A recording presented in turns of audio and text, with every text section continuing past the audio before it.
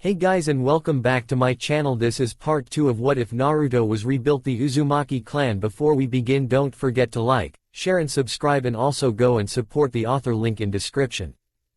Naruto, Sasuke, and Sakura leapt across the massive root systems that covered the ground. "Ready, Naruto?" Sasuke asked from behind him.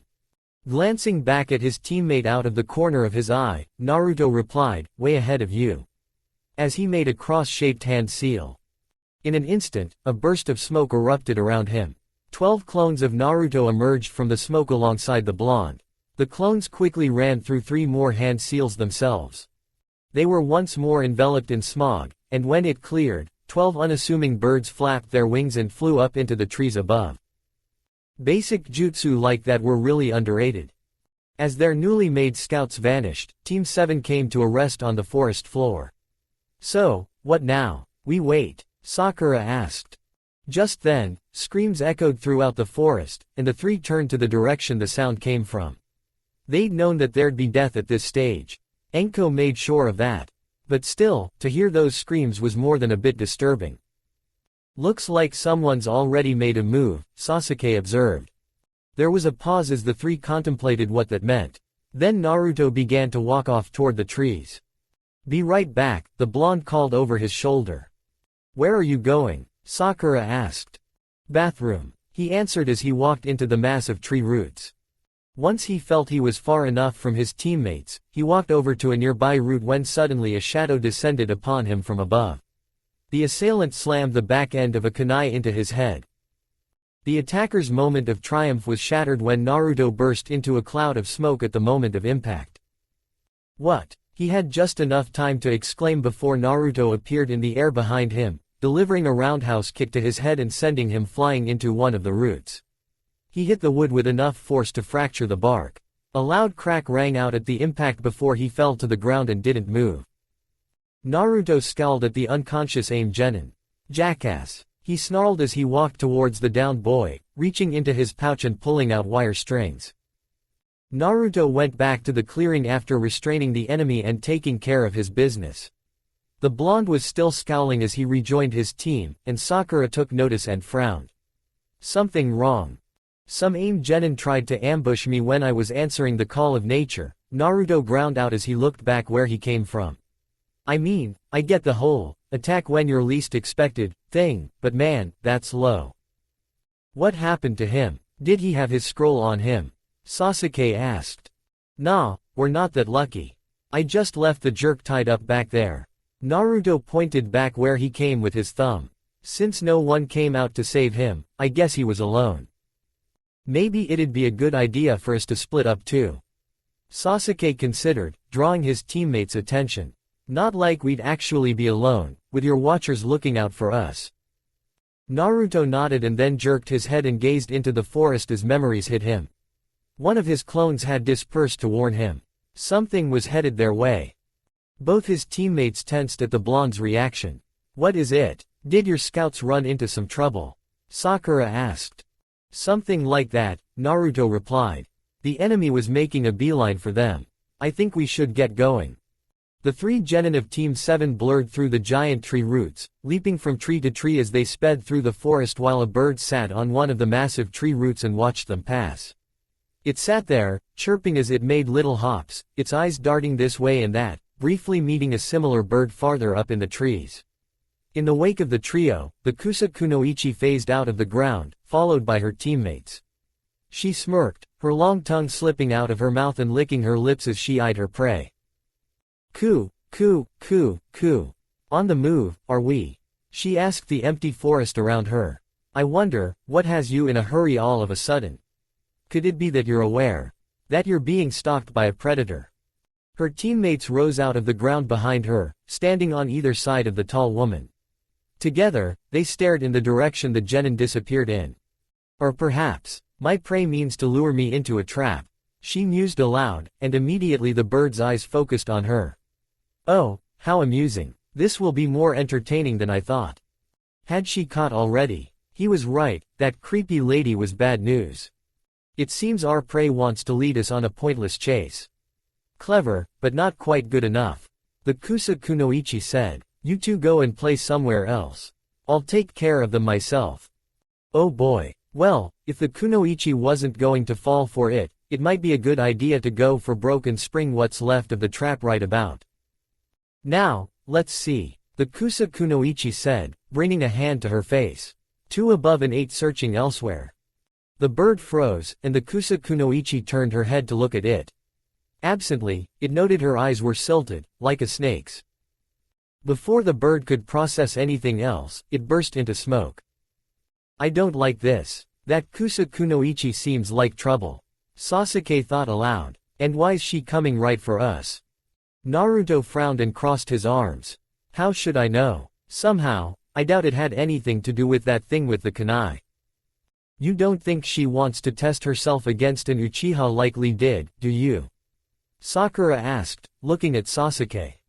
Sasuke's narrowed eyes were the only indication of how he felt about that. Who knows? But if she saw through that ambush, we should probably stay out of her way. Naruto was about to voice his agreement, but his head suddenly jerked and looked off into the distance. His teammates turned to him, waiting for an explanation. He turned back to them, opened his mouth to speak, but before he could, he jerked his head again. Then in another direction, and then again in yet another, his face draining of color. Sasuke and Sakura tensed at the blonde's shocked expression. What? Sakura asked. What is it? What happened? Naruto shook his head slowly, astonishment and disbelief dancing across his features. I don't believe it. She destroyed them. Which ones? Sasuke asked, immediately catching on. Your scouts. The ambush. All of them, Naruto said, the memories of his clone's demise playing back in his head one after another. She got all of them. Sakura's face turned to concern while Sasuke's became grim. What? That's impossible. You sent them out in all different directions. There's no way. Naruto shook his head again. No, it was her. I'm sure of it. But how? Sakura asked. It doesn't matter how, Sasuke said, snapping the 2 out of it. What matters is that she did it. And we're next. We've got to. A wave of killing intent washed over them. The sheer bloodlust was so potent it chilled their blood. It set every fiber of their being alight with terror, screaming, "You are going to die," at them. For an instant, they saw themselves being torn apart, blood flowing from countless wounds as their bodies were riddled with kunai. And just as in their visions, they fell to their knees. Their bodies trembled and refused to respond. Sakura was frozen completely, her eyes dull and unseeing. Sasuke bent forward and threw up, and the fear twisted Naruto's stomach so bad he almost joined him. He weathered it a bit better since he'd endured it secondhand before. But it was so much worse in person. What the hell is this? I can barely move. She makes Zabuza look like a kitten. A quiet slithering sound caught their attention moments before an enormous snake, large enough to swallow a manhole, crawled up the tree. It twisted around the branch toward them before rearing up and lunging at the genin. Come on, move, move. Naruto managed to snap out of it, just in time, and a glance showed him his teammates had too. They all jumped away, Sasuke launching 6 shuriken at the serpent that pierced its head as they landed on 3 separate branches. The snake let out a loud hiss before it fell over and lay still. Any hopes that it was over were dashed as the snake's scales shifted as the kusa kunoichi emerged, uncaring that she was covered in the snake's body fluids. My, aren't you the clever ones? And it seems you were preparing to run, what good instincts. Unfortunately, it seems you've been cornered. Sasuke grimaced as he tightly gripped a kunai, his eyes shifting to crimson. I take it you're not after our scroll. Ku. How right you are. The kusa kunoichi answered, clearly amused at the genin's dread. Naruto glanced at his teammates. Sasuke seemed to have recovered. Sakura was trembling but stopped after taking a deep breath. At that moment, the kusa kunoichi burst from the serpent, snaking up the tree like a serpent herself, quick as a blur. She slithered along the branches until she reached Sasuke's tree and closed in on him. Naruto immediately formed a cross-shaped seal as he moved into action. 4 clones appeared around him as he leapt across the gap. All 5 threw a volley of kunai as Sasuke kicked back to the base of the branch he was on, putting some distance between him and his foe as he added his own kunai into the mix.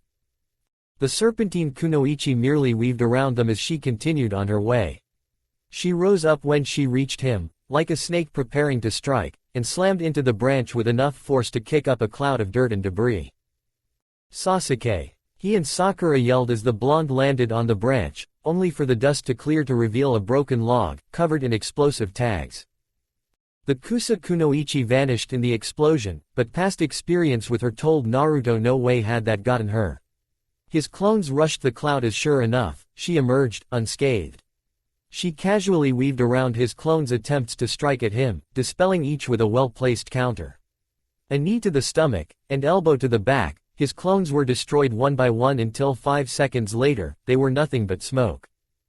She turned to him, but it was at that time Sasuke landed beside Naruto and both readied jutsu. Wind style, Gale Palm. Naruto clapped his hands and unleashed a blast of wind.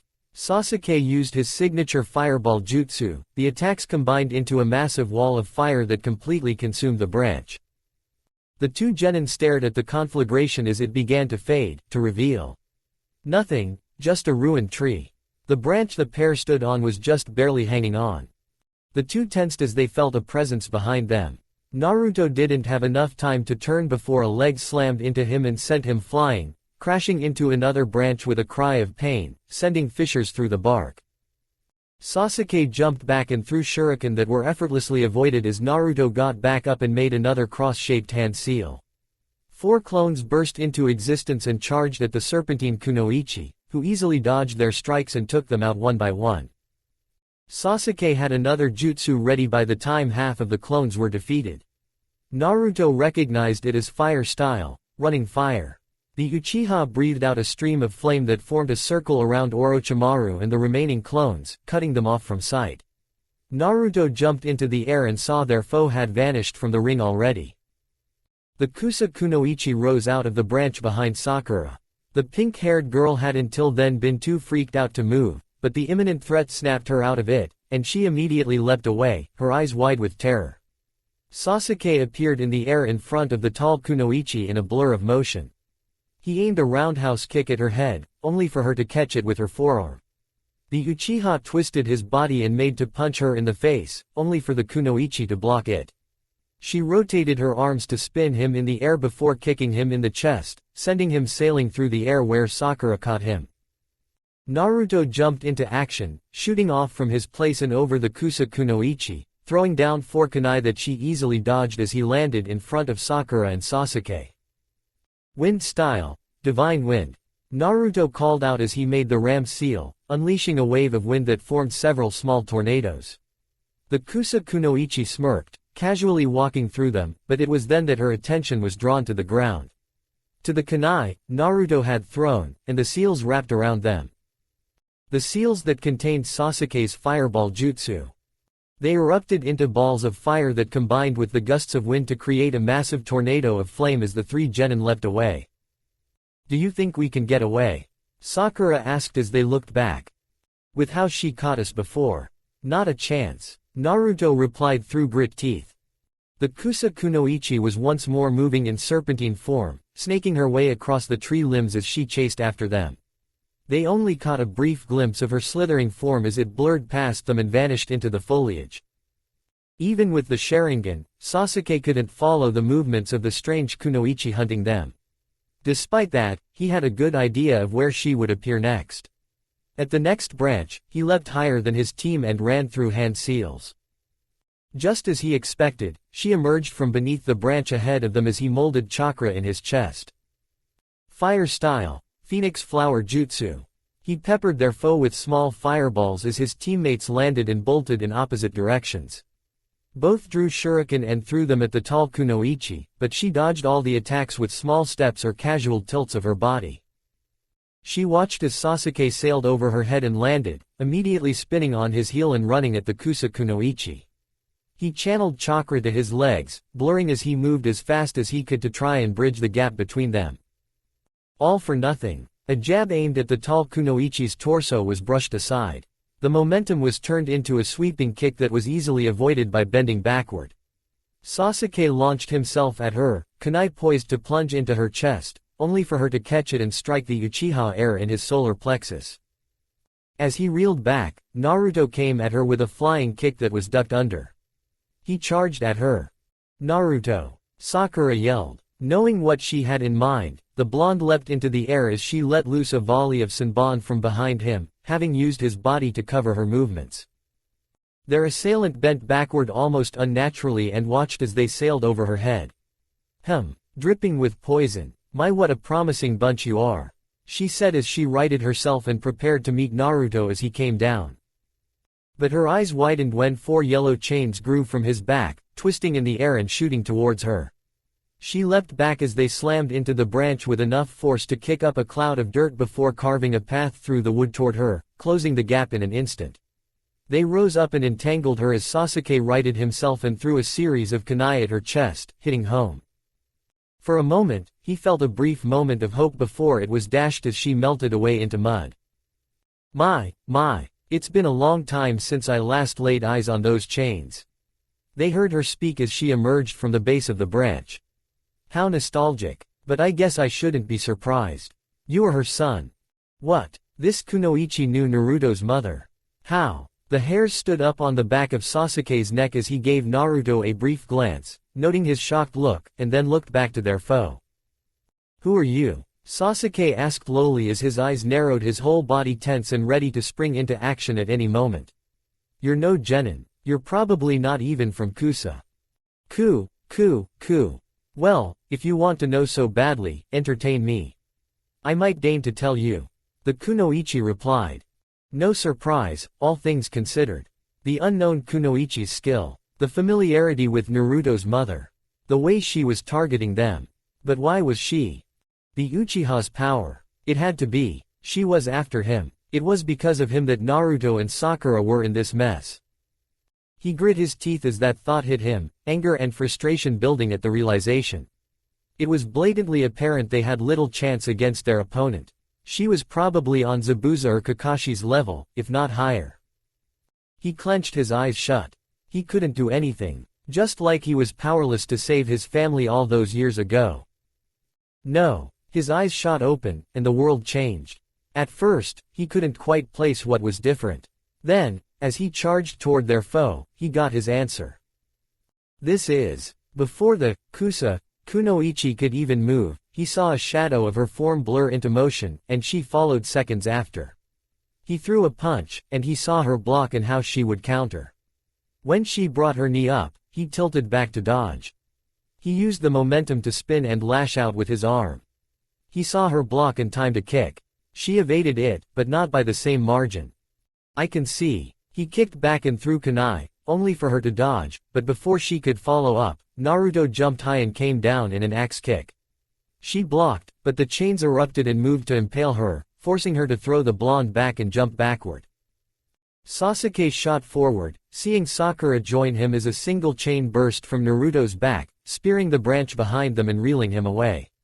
As they met their foe, the chains shot ahead from either side, covering them as they closed the distance. He couldn't see it, but his eyes now each sported 3 tomo. Sakura's eyes widened as Sasuke shot forward. She could tell instantly, his movements had changed. He was reading and dodging their opponent's moves far better before. Naruto was next to join the fray, summoning 5 clones to his side and charging. An image of that fateful battle on the bridge flashed into her mind as she watched them fight. Seeing Naruto and Sasuke within the dome of ice mirrors before the fog became too thick. Unable to do anything even if she wasn't guarding Tazuna. Just like then, her teammates were fighting with everything they had. And here she was, too afraid to do more than throw the occasional Senbon. Just watching them fight, again. Deadweight, again. No, not again, never. She forced down the fear in her heart and steeled herself before leaping into the air, jumping to a nearby tree before launching herself at the enemy. She channeled chakra into her leg, building and maintaining it as best she could as she flipped and raised her leg high. She unleashed all the power she could muster as the serpentine Kunoichi blocked her attack with her forearm. The tall woman's eyes widened as the force of the blow sent out a shockwave, the bark splintering beneath her feet. But her gaze soon shifted to amusement. My, that's some chakra control you have, she said as she swept her leg to the side. Before she could retaliate, however, a chain wrapped around Sakura's waist and pulled her back. The kunoichi took a step forward before looking down and noticing Sakura had dropped some poison bombs during her attack. She was soon engulfed in a purple cloud. "Think that did anything?" Sakura asked. "I doubt it. Nothing's worked so far," Sasuke said grimly. "I'm not sure we can take her," Naruto admitted, smiling humorlessly. "But it's not like we have a choice. Besides, running's not my style anyway." Sakura took a deep breath and drew Senbon needles between her fingers. "Whatever happens, I'm with you. I'm not going to sit back and watch you two fight again." The blonde looked at her and smiled genuinely. "Yeah, we're in this together," he said, getting a nod from a smirking Sasuke. "How touching," the snake user said as she rose from the ground behind them. "Very well. If you've managed to gather your wits together, show me what you can really do. You asked for it." And with that, Team 7 charged. Sasuke took the front, supported by Naruto's clones.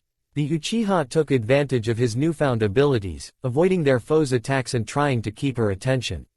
Sakura came at her with heavy blows fueled by her precise control of chakra. The real Naruto ducked in and out of battle, attacking from every direction with the chains. As Sasuke ducked and weaved around all of the snake user's attacks, Sakura jumped back when the snake user lashed out with a kick. Naruto leapt into the air and came at their foe with a roundhouse kick as two of his clones vanished in clouds of smoke. The chains burst from his back as the snake user crouched down and let it sail over her head, forcing her back as they slammed into the bark where she stood. Sakura took advantage of the debris cloud and threw a volley of poison-covered Senbon from behind it. The long-haired woman simply brushed them aside with her arm. As she prepared another volley, Naruto unleashed his chains and Sasuke jumped high and unleashed another Phoenix Flower Jutsu. They assailed the woman with a combination of fireballs, poison needles, and stabbing and sweeping chains. Once more, she took on a more serpentine form and snaked through the assault, closing the distance between them in an instant and rearing up to attack.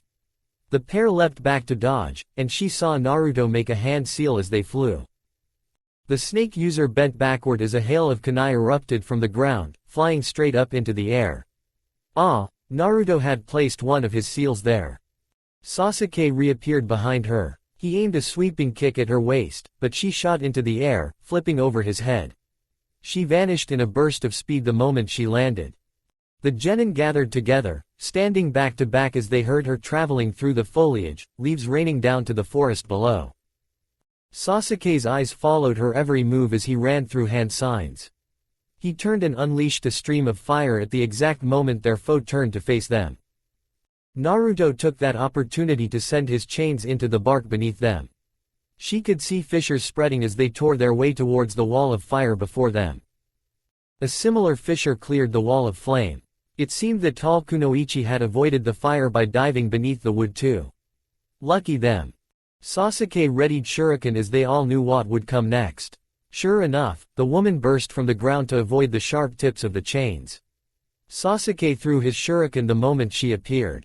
They sailed past the woman, but the way her eyes followed their trail showed she realized the danger. Too late. Sasuke pulled on the nearly invisible wires, ensnaring the woman. Sakura had started her charge the moment the shuriken flew. She slammed her fist into the serpentine kunoichi's chest and sending her flying, fracturing bark when she slammed into the base of the tree with a grunt. Perfectly placed for when Naruto's chains burst from the ground, impaling her through her torso. For a few moments, all was quiet. The genin watched, waiting, hopeful that it was over. Their hopes were dashed as she once again melted into mud. "Well, that was quite entertaining," a familiar voice rang out above them. "But I think I've seen enough." They looked up and briefly saw the woman before she launched herself at them. They leapt in different directions as she crashed into the branch where they'd stood, making a dust cloud. Naruto's chains burst from his back, but the curtain of dirt and debris was cleared by a massive burst of wind, one that sent Sakura and Sasuke flying when it wasn't even aimed at them. Naruto, who it was aimed at, was driven clear through 4 of the massive branches.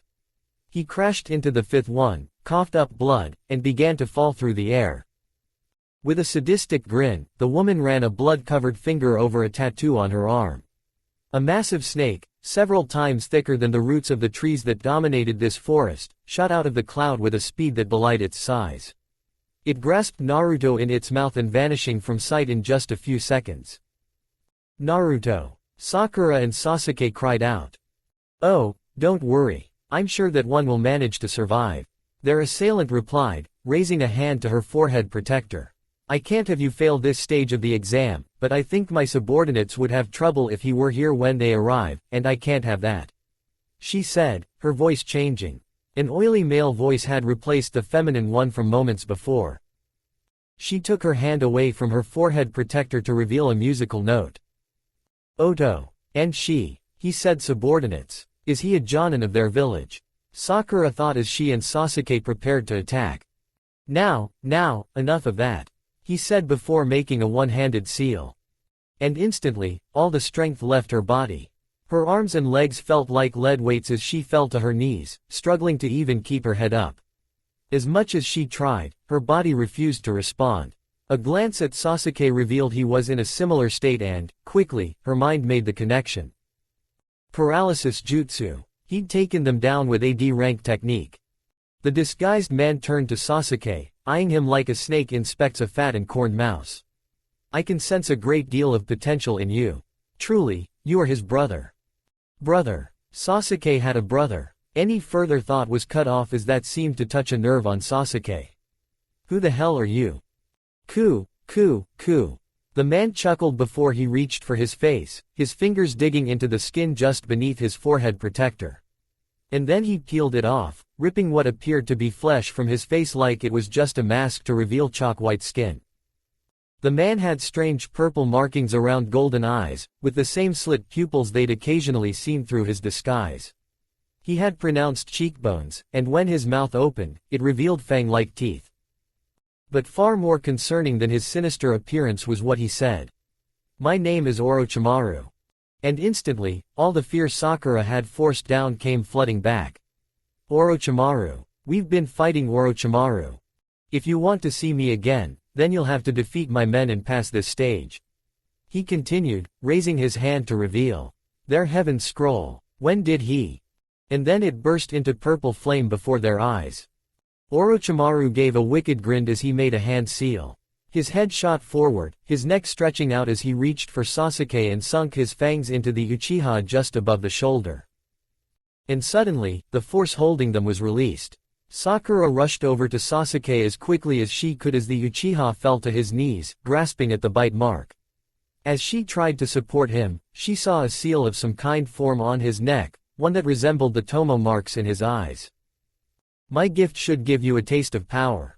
Seek me out if you want more. She looked back and found the snake summoner was gone. Leaving her alone with Sasuke, who was almost screaming from whatever pain was coursing through him.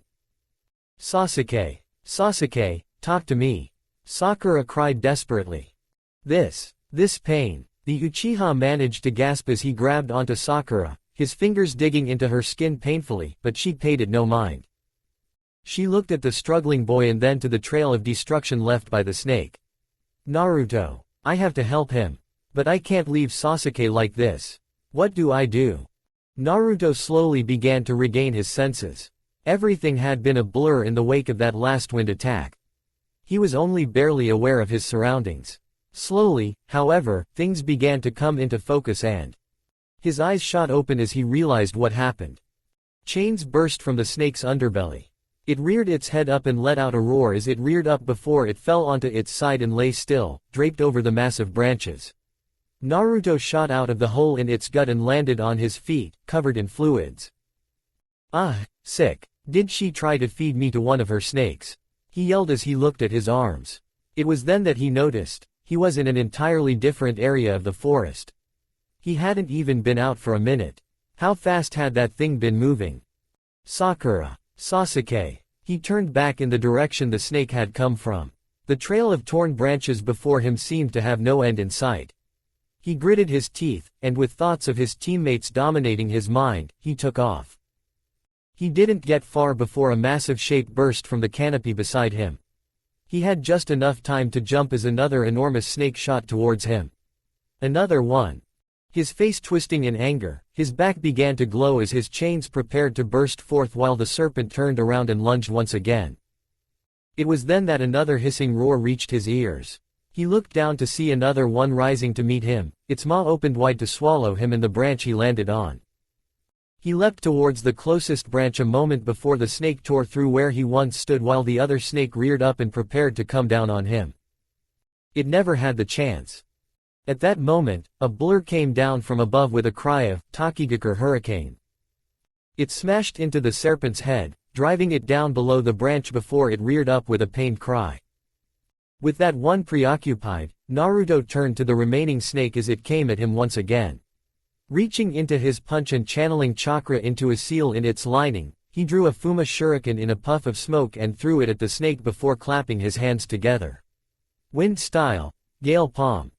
The resulting wall of wind propelled the large shuriken forward, tearing right through the snake's head.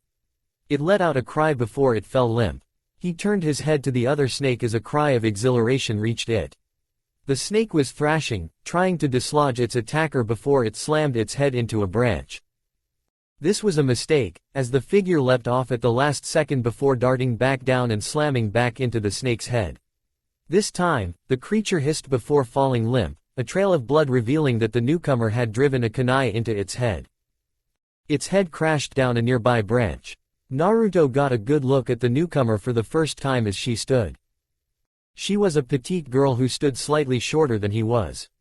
She had tanned skin and choppy, layered mint green hair that stopped just past her shoulders. She wore her forehead protector like an armband. It was marked with a downward arrow symbol, the sign of Takigakur. She seemed to love white as much as he did orange, as she wore a short white skirt, a white sleeveless shirt, and bandages around her upper thighs, and her chest that left her midriff bare. Even her sandals were white. And, oh, hey, speaking of orange, her eyes were pupilless orange orbs that matched a hair clip she had on her right side. Naruto kinda wished his eyes were orange. The girl immediately began to spin and do a victory dance, only for it to be cut short when the snake burst into smoke. Why didn't the others do that? Maybe it was still alive. She landed on her feet and tensed, her eyes searching their surroundings. Oh, she must not have realized it was a summon. She relaxed when it became clear they weren't about to come under attack and looked to him with a bright smile before running towards him. "Hi, there," she said with a wave before stopping a foot away from him, her hands on her hips. "I thought you could use a hand with those snakes. The more, the merrier, right?" the green-haired girl said, and then she recognized the boy she'd helped and gasped. "Wait, aren't you Naruto Uzumaki? And who are you?" Naruto snapped back, tense. Ready for a fight. Oh boy. Well, the blonde had just gotten out of a fight, if those snake summons meant anything. "Sorry." She held up her hands in a placating gesture. "I'm Fu, and I was hoping I'd run into you." "You were looking for me?" he asked. She nodded. "I wanted to talk. I was hoping we could be friends." Fu answered, and he seemed to calm a bit. "I've wanted to meet you ever since you called everyone out back when we were waiting for the first test to start. I wanted to do that. Well, I wanted to see if any of them would be my friends, but still. Anyway, my team held me back. They said that my village chief wouldn't be happy if I caused a scene," she said, her voice gaining confidence. "And then during the 10th question, I was so scared I'd have to go back to our chief and tell him I'd be an eternal genin. I mean, I wasn't going to let that stop me, but still." "But Hanyu shouted out that you weren't scared and—" "Whoa, whoa, whoa." Naruto stopped her before rubbing the back of his head. "Look, I'm sorry. I'm just a little on edge, you know. I mean, can you blame me? The last 2 women I met threw pointy stuff at me and tried to feed me to a snake," he said with a slight chuckle. That's why he was covered in snake slime. Nasty. Still, they shared a laugh at that. "So, friends?" Fu asked hopefully, holding her hand out. Naruto smiled and took it. "Yeah, you seem like a lot of fun." He said yes. He actually said yes. He was the first person ever to say yes. Fu's expression became ecstatic. She jumped into the air, raising a fist in triumph as she cheered. The day had started off on a sour note when her team kept her from announcing herself before the test started. Playing the Shibuki card. That was low. But it had just gotten better and better since her team split up. First, she had a few hours to explore this creepy awesome forest to her heart's content. Then she managed to get the scroll her team needed to pass. And now she'd met the boy who seemed to like to make noise as much as she did. And he even agreed to be friends. "Listen, it was nice meeting you, Fu, but I need to get back to my team," Naruto told her. Fu was a bit disappointed, but she understood. Night would fall before long, and even she knew being out here by yourself at night was a bad idea. She nodded with a smile. "Yeah, I get you. I'm supposed to meet up with my team, too. Guess I'll see you at the tower, then." Naruto grinned. "You can count on it." And then he turned and leapt through the trees. She waved after him with a bright smile. "Goodbye. Good luck. Don't let any more snakes get you. See you later." She heard him call back as he vanished into the foliage. She was left smiling, her hands balled into eager fists in front of her chest as she stared after the blonde.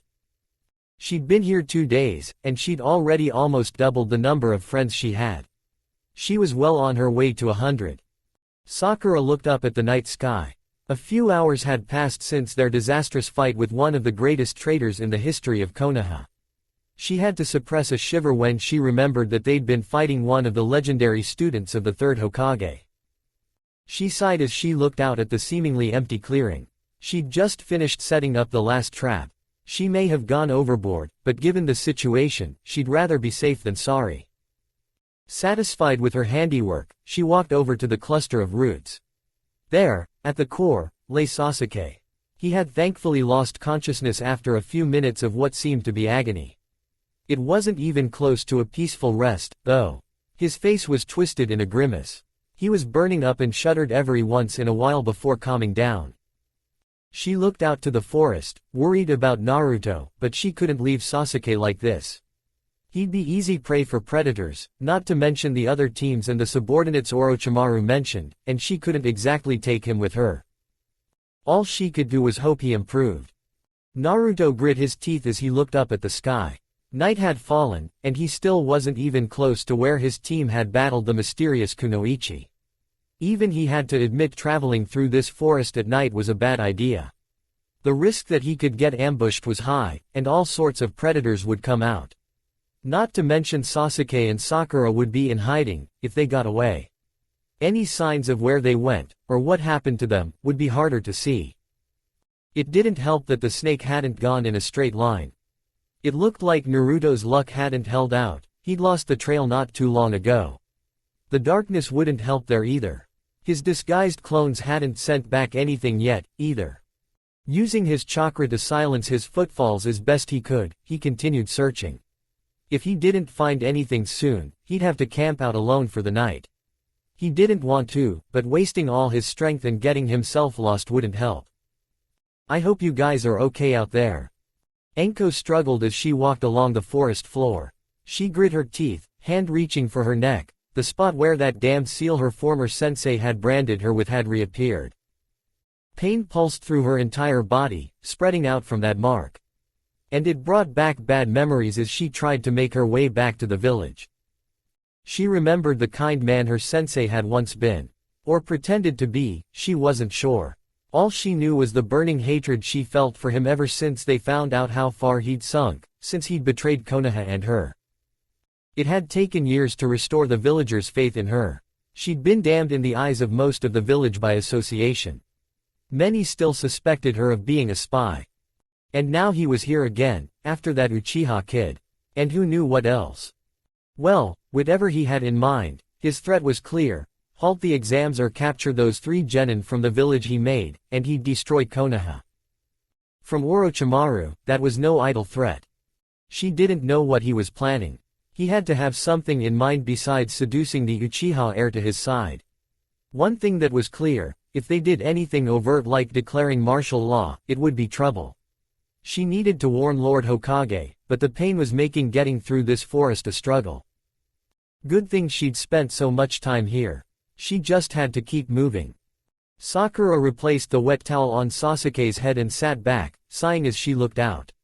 She couldn't see the sky from here, but it was clear that night had fallen. Sasuke still showed no signs of recovery. His fever hadn't lessened in the slightest, and his face twisted in pain. It had been hours since their encounter with Orochimaru, and she was beginning to feel tired, but sleep wasn't an option. Sasuke's condition would change while she was sleeping. On top of that, there was what Orochimaru had said about his subordinates. They could attack at any moment, so she had no choice but to maintain her vigil. Please be okay, both of you. She wanted to go and find Naruto, but Sasuke depended on her right now. Minutes turned to more hours, and nothing changed. Sakura dutifully changed the wet towel on Sasuke's head whenever it got warm and looked out for any signs of attack, but there was never anything but darkness and the sounds of insects in the forest. Sakura could feel her eyelids growing heavy. She had no idea how much time had passed, but she guessed she'd been up for somewhere around 20 hours at this point. She felt her stomach grumble. They hadn't even had time to gather supplies. Still, she shook her head and forced herself to remain awake. She had no idea how long it had been, but eventually, she looked up and saw the rays of the sun shining through the forest canopy. It was morning. She had now been up for a full day. Still, she hoped that with the light of the sun, Naruto would find them soon. She had to believe in him. It was then that a rustle reached her ears. She jerked her head to look at the sound and found a squirrel. She sighed in relief. It was just a woodland critter, and a normal one too. Geez, I'm out of it. I almost let a squirrel of all things. Then she heard it start to scurry towards her and looked back at it. Her eyes hardened. She threw a shuriken at the critter and tossed it at the small animal. It had no time to avoid it. The weapon raked across its back, drawing a small amount of blood. But it was better off now. It wouldn't have to worry about that explosive seal on its back. As the wounded critter scurried off, Sakura tensed and scanned her surroundings. The enemy was here, somewhere. Well, you noticed. A vaguely familiar voice rang out. Three figures leapt out of a tree at the edge of the clearing. It was the Oto Genin, Orochimaru's goons. Pretty sharp, but you seem a bit tired. Up all night? The bandaged one asked. And I don't see that blonde anywhere. A shame, I was hoping for some payback. Not like it matters. We've got a job to do. The one with spiky hair said. Looks like Sasuke's down for the count. Wake him up, we want to fight him. He then chuckled. Or don't. It won't make a difference in the end anyway. Sakura growled as she drew a kunai. What did the snake Sanin want? This doesn't make any sense. If he wanted to kill us, he had us dead to rights last night. Why send these clowns to finish the job? And that seal. She didn't have enough information. And she doubted Orochimaru would share his plans with Genin. Either way, it didn't change the task in front of her. If you want Sasuke, you'll have to walk over my dead body. She ground out, glaring at the trio. Hey, fine by me. The black-haired one said as he started to rise. Wait, Zaku. The bandaged one stopped him. Huh, why? The now-named boy asked. You're not very good at this, are you? The one-eyed Genin asked as he kneeled and placed a hand on the ground. A recently overturned stone, differently colored dirt, and grass shouldn't grow here. With that, he overturned a patch of false grass. Traps are only effective if they go unnoticed. The pink-haired girl grit her teeth, glaring at them. Idiot, Zaku scoffed. If you'd stood aside, we might have let you walk away. But if you want to try to stop us with such lackluster skills, then so be it. He tilted his head. Kill her. And with that, the sound Genin burst into motion, leaping into the air and above her traps. And Sakura smirked. You're the idiots. She cut a hidden wire with her kunai. She guessed no one ever warned them that if you see an obvious trap, then it was a safe bet that it was covering up a better one. The three Oto Genin looked up as a massive log swung down at them. Oh, no. The bandaged one shouted. Just kidding. He put his gauntleted hand on it and made a hand seal. Immediately the log burst apart, splinters flying everywhere. Then she saw his eye widen as he noticed the explosive seals on the back of the log. Shit. He had just enough time to brace himself before the three were blown away by the blast as the tags detonated. She cut another wire as she watched them crash into the ground. Kunai rained down on them from above, and the trio jumped back to dodge, only to find they weren't the real threat. A series of paper bombs fell from above, bursting into purple smoke. Poison. Zaku. Dosu yelled from within the cloud. Slicing sound wave. The spiky-haired boy unleashed a wave of wind from his palms that blew away the cloud. Dosu. Kin, are you alright? I held my breath. The girl replied. Same. Dosu responded. It was then that they noticed the rock wall that now stood before the massive roots. Is she trying to hide? Zaku asked. Wait, Dosu said, holding up a hand to his teammate. He closed his eye for a moment before it, and those of his teammates widened. They all jumped back just before Sakura burst from the ground beneath Dosu. She threw a volley of Senbon his way, only for him to block them with his gauntlet. She clicked her teeth in frustration. She saw Zaku raise his arm, revealing holes in his palm, but she dived back underground before he could attack. She sensed them land above her and took a moment to think. They'd reacted faster than she expected. Deciding to test things out, she made to attack them again. Upon sensing them moving above, she dove further underground and slipped away. So they can sense me, even underground. How? No, that doesn't matter. What matters is, I can't ambush them. And I don't know what kind of jutsu they use besides that wind attack. She frowned as she remembered the holes she spied in the boy's palms. He let someone drill holes through his arms so he can use what's basically a wind jutsu, and he calls me an idiot. She took a moment to think about all she knew about these three before settling on a plan. She burst from the ground in front of them and found Zaku's palms pointed at her, just as she expected. Nice trick, but not good enough. Slicing sound wave. The air distorted as airwaves burst from the boy's palms, speeding towards her. It struck her head on, but she burst into smoke on impact, revealing a log. Substitution. Zaku didn't sound the least bit impressed as he turned to her. Sakura dropped down, running through hand seals as she saw Kin charge toward her. Earth style. Earth flow spears. Stone spikes erupted from the ground. They began to fill the battlefield, moving ever closer to the Oto Genin. The three jumped into the air to avoid being skewered, just as Sakura had hoped as she made another hand sign. Two seal tags Naruto had drawn up for her became visible on the tree behind them. Just a few of those she'd laid down. Immediately, dozens of kunai and shuriken shot from the seals and flew down towards the genin. Zaku turned his arms toward the weapons and blasted them away, but that left him open. Channeling chakra to her legs, Sakura launched herself at the boy as she drew two kunai. He noticed her coming at the last second but didn't have enough time to use that jutsu and brought his arms down to defend. He blocked his chest and protected his vitals, but Sakura managed to nail one of her secondary targets. The boy cried out as the kunai stabbed into his left arm and right shoulder. Zaku! Dosu yelled as Sakura kicked him in the chest and sent him flying to the tree, slamming into the bark and splintering it as she threw poisoned Senbon his way. Dosu appeared in front of him and blocked the weapon with his gauntlet as Zaku landed on the ground, his right arm hanging limp at his side, the tendon severed. You're not very good at this, are you? Sakura threw back at them as Zaku grit his teeth and glared at her.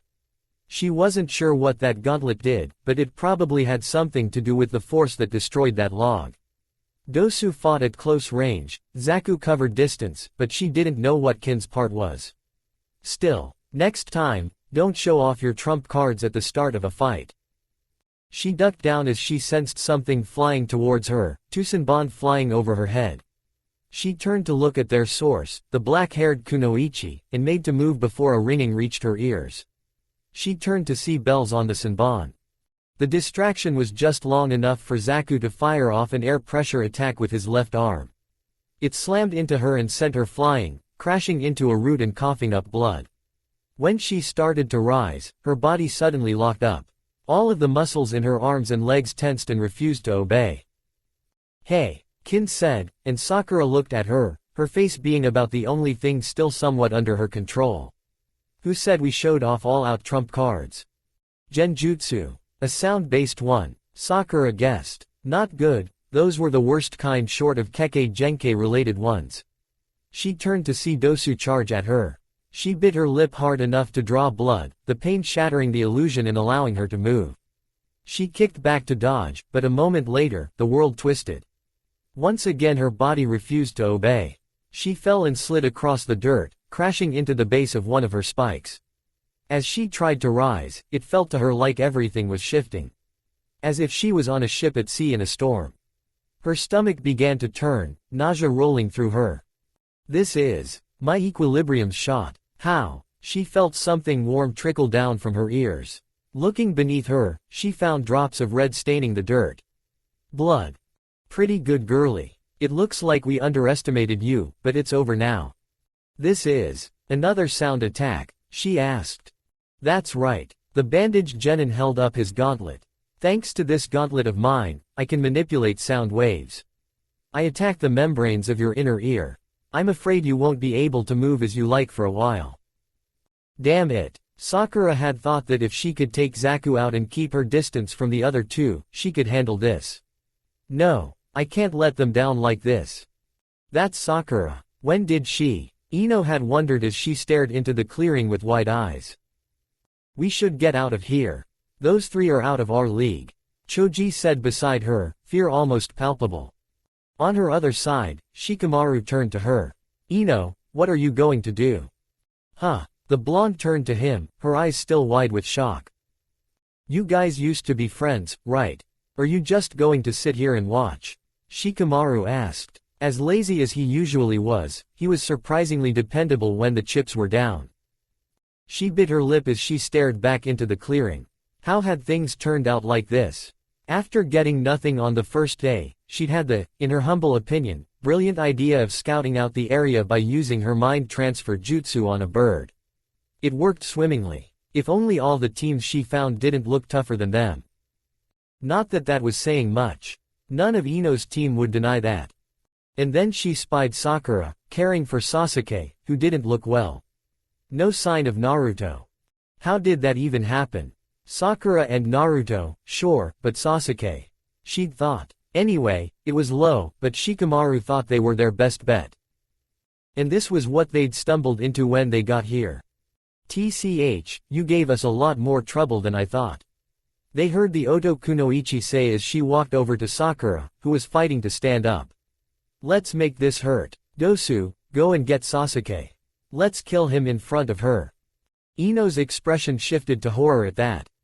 Good idea, Dosu said as she began to walk towards the stone barrier Sakura had made while their spiky-haired teammate smirked while holding his wounded shoulder. Sakura immediately launched herself at the Oto Kunoichi with her fist cocked back for a punch before she gritted her teeth and stumbled.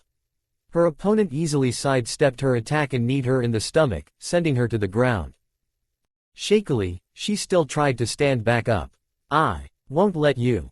When did Sakura get that strong? Ino wondered as she stared into the clearing with wide eyes.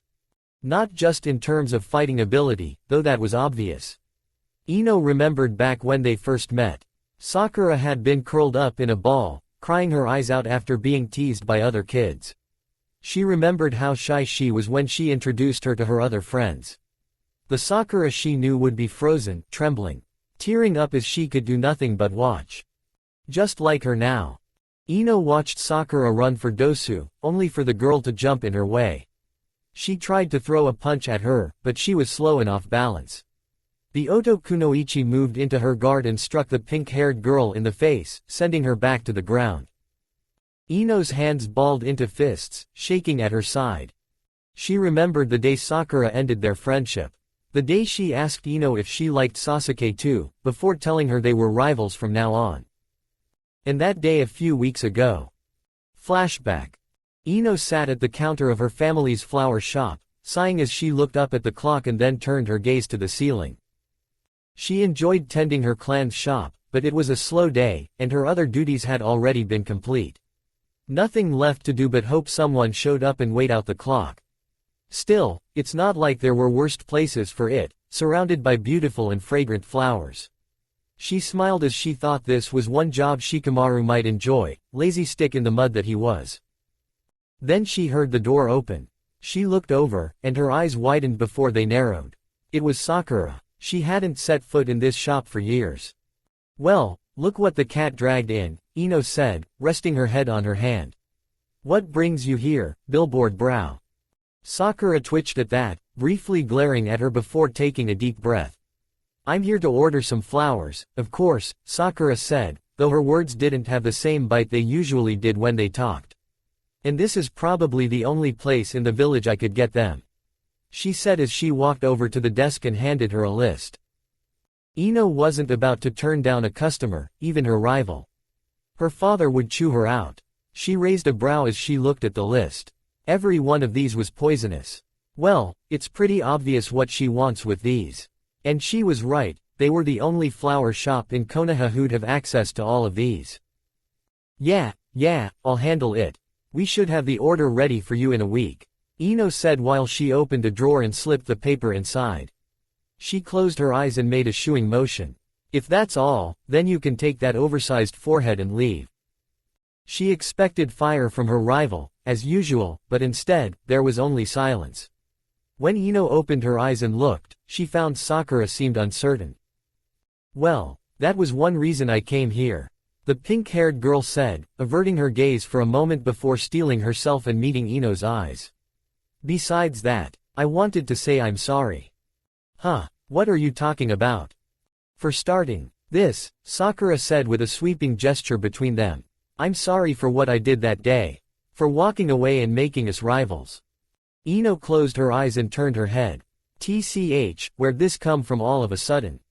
Think you can get me to drop my guard that easily?" No, I just what? Like you said, you're the one who walked away, and now you suddenly come in here and say, I'm sorry, after we've been at each other's throats for years. Why should I believe you?"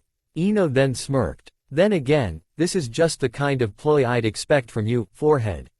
Your head might be inflated with all that knowledge that got you through the academy, but you don't have an ounce of wisdom to go with it." That got Sakura growling, and she brought up a shaking fist. "Yeah, well, at least I have a brain, you porker.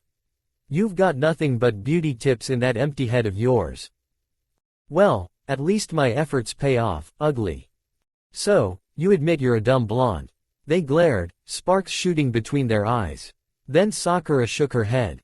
"Damn it, I didn't come here for this," she said under her breath before she walked out. "That's right, get lost," Ino said as she set her head back down in her hand. "Ino." Sakura got her attention as she stood at the door. "For what it's worth, I did mean it when I said I was sorry." She walked out before the blonde could reply. Flashback end. Ino's face twisted as she watched Sakura try to get back up. "Ino," Shikamaru said quietly but harshly. She needed to make a decision. "We need to go," Choji almost pleaded with his teammates.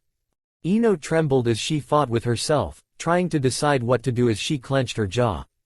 Then, it all became clear. She couldn't let Sakura or Sasuke die.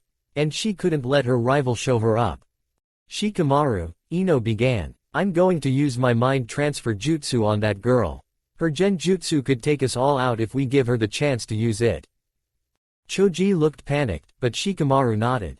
"Got it. That guy with the gauntlet's mine then. You guys can't be serious." "Hey, it's not so bad. That leaves the wounded guy for you. He's already an arm down, you got the easy bit." Shikamaru reassured Choji, who shook his head. Ino was already forming a circle with her hands, looking through them at the brunette. Mind transfer jutsu. She blacked out, and for a few moments, she knew nothing. Then, she opened the Oto Kunoichi's eyes, her eyes for the moment, and looked down at Sakura, who was on her side, fighting to stand. She smirked as she reached into Kin's pouch, feeling around and plucking out Senbon. "Looks like you bit off more than you could chew. Forehead." Sakura's eyes widened. Ino threw the Senbon at Dosu, who immediately noticed and blocked them. "What the hell, Kin?" Zaku asked. "What do you think you're Dosu's body suddenly seized. "Dosu." Zaku turned to his bandaged teammate. "My body. It's moving on its own. What is this?" Dosu said as he stood and took on an odd stance with his hands over his head, fingers pointed to his scalp. "What? My shadow." He looked down and noticed a shadow connected to his own, leading to the tree line. He then made a pushing motion, mirroring Shikamaru as he forced Choji out of the bushes and into the clearing. What kind of weird jutsu are these? And who the hell is that fat ass?" Zaku growled. Choji jerked at those words as Ino grinned. "Ooh, that was a mistake." Choji stood up and glared at the Oto Genin. Fat ass. Did I hear that right? He asked in a deadly calm. Then he looked at the spiky-haired boy in rage. I'm not fat. I'm just big-boned, he growled before throwing his arms into the air. Chubbies rule. What? Zaku asked, looking torn between confusion and frustration. Choji then used one of his clan's signature jutsu. His body suddenly expanded into a massive sphere. His head and extremities pulled in like a turtle's before he began to roll at Zaku. Human boulder. TCH. Zaku pointed his left arm at him and unleashed a wave of compressed air, but it only slowed Choji down. Ino. Sakura asked from her place on the ground. Took you long enough, Ino answered back. How? It's one of my clan's special jutsu. She then smirked at Sakura. Hope you don't mind, I couldn't let you be the only one to look good in front of Sasuke. Sakura smiled back. Choji and Zaku's techniques struggled with each other for a bit before the air pressure slipped under Choji and sent him flying into the air, crashing down on where Zaku stood. Seeing this, Sakura tried to stand. Sakura, that's enough, she said, drawing her attention. Let us handle this. Ino, Sakura said, struggling with gritted teeth. Listen, these guys, they aren't here to take these exams, they're here to kill Sasuke. Ino's eyes widened at that before she glared at the one remaining genin. Over my dead body. Choji had returned to normal, dazed by his short trip through the air. If this is a mission, I take it they're not going to leave if I threaten this girl. Considering who gave them the order, I doubt they'd even care, Sakura answered, drawing a brief look of confusion from Ino before she focused on her enemies. Not good. Holding this girl hostage was her trump card. Shikamaru could only maintain control over someone for a short amount of time. It wouldn't be long before his jutsu broke, and she doubted he'd fall for that twice. Her jutsu wouldn't last that long either, for that matter. Maybe she should have practiced it more. Okay then, the only option she had was to take out Dosu before Shikamaru's jutsu ran out. At least then, they'd only have two enemies to fight. She drew more Senbon and ran at Dosu, only for Zaku to point his palm at her, unleashing a wave of wind that slammed into her and sent her into a tree. Ino. She heard Sakura, Shikamaru and Choji cry. Ah, bastards. They didn't even hesitate, Ino thought as she fought against the pain and rose to her feet. Now, for you, Zaku said, pointing at where the shadow was coming from. Crap, Shikamaru. And her body. You should have just stayed out of. Before he could finish, a familiar orange blur appeared and kicked him in the head, sending him and crashing into the ground. Standing there, glaring down at him was Naruto. Sakura yelled, sounding happy and relieved to see her teammate. Naruto looked at her. His eyes widened when he saw how bloodied she was before he glared at Zaku. Looks like you've had a hard time. Sorry I didn't get back sooner. He looked from one Oto genin to another. Don't worry, I'll take care of these guys in 5 seconds. It was at that moment that Ino's mind transfer jutsu ended. There was a rush, and in a moment, she found herself back in her own body. Her eyes flew open as she went on full alert, peering over the bushes. Oh yeah, big talk, let's see you back it up. Zaku said as he pointed his palm at Naruto. Shikamaru's shadow possession broke at that moment too. Dosu immediately noticed his body was free and shot at Naruto. Oh, no, she thought as Sakura yelled, Naruto. Don't. Naruto dodged Dosu's attack and immediately grimaced. Dosu's bandages shifted, showing he was grinning. Too bad, it's all ready, and then Naruto burst into smoke. What? He had just enough time to exclaim his shock before another Naruto appeared in front of him and slammed a fist into his gut. Was that a clone technique? A solid one. Since when could Naruto use any clone jutsu? Zaku gritted his teeth, preparing to attack when suddenly the wind shifted and formed tornadoes that came barreling down on him. He raised his palm and blew them away with an intense wind blast, but 3 more Narutos were on him in that instant, and with one arm down, he was wide open. The first clone clocked him in the face. The second an uppercut into the solar plexus, causing him to double over. The third kicked him square in the jaw, driving him into the air. 2 more kicks sent him higher before one grabbed his ankles. It spun around to build momentum before slamming him into the ground with enough force to crack the ground, kicking up a dust cloud.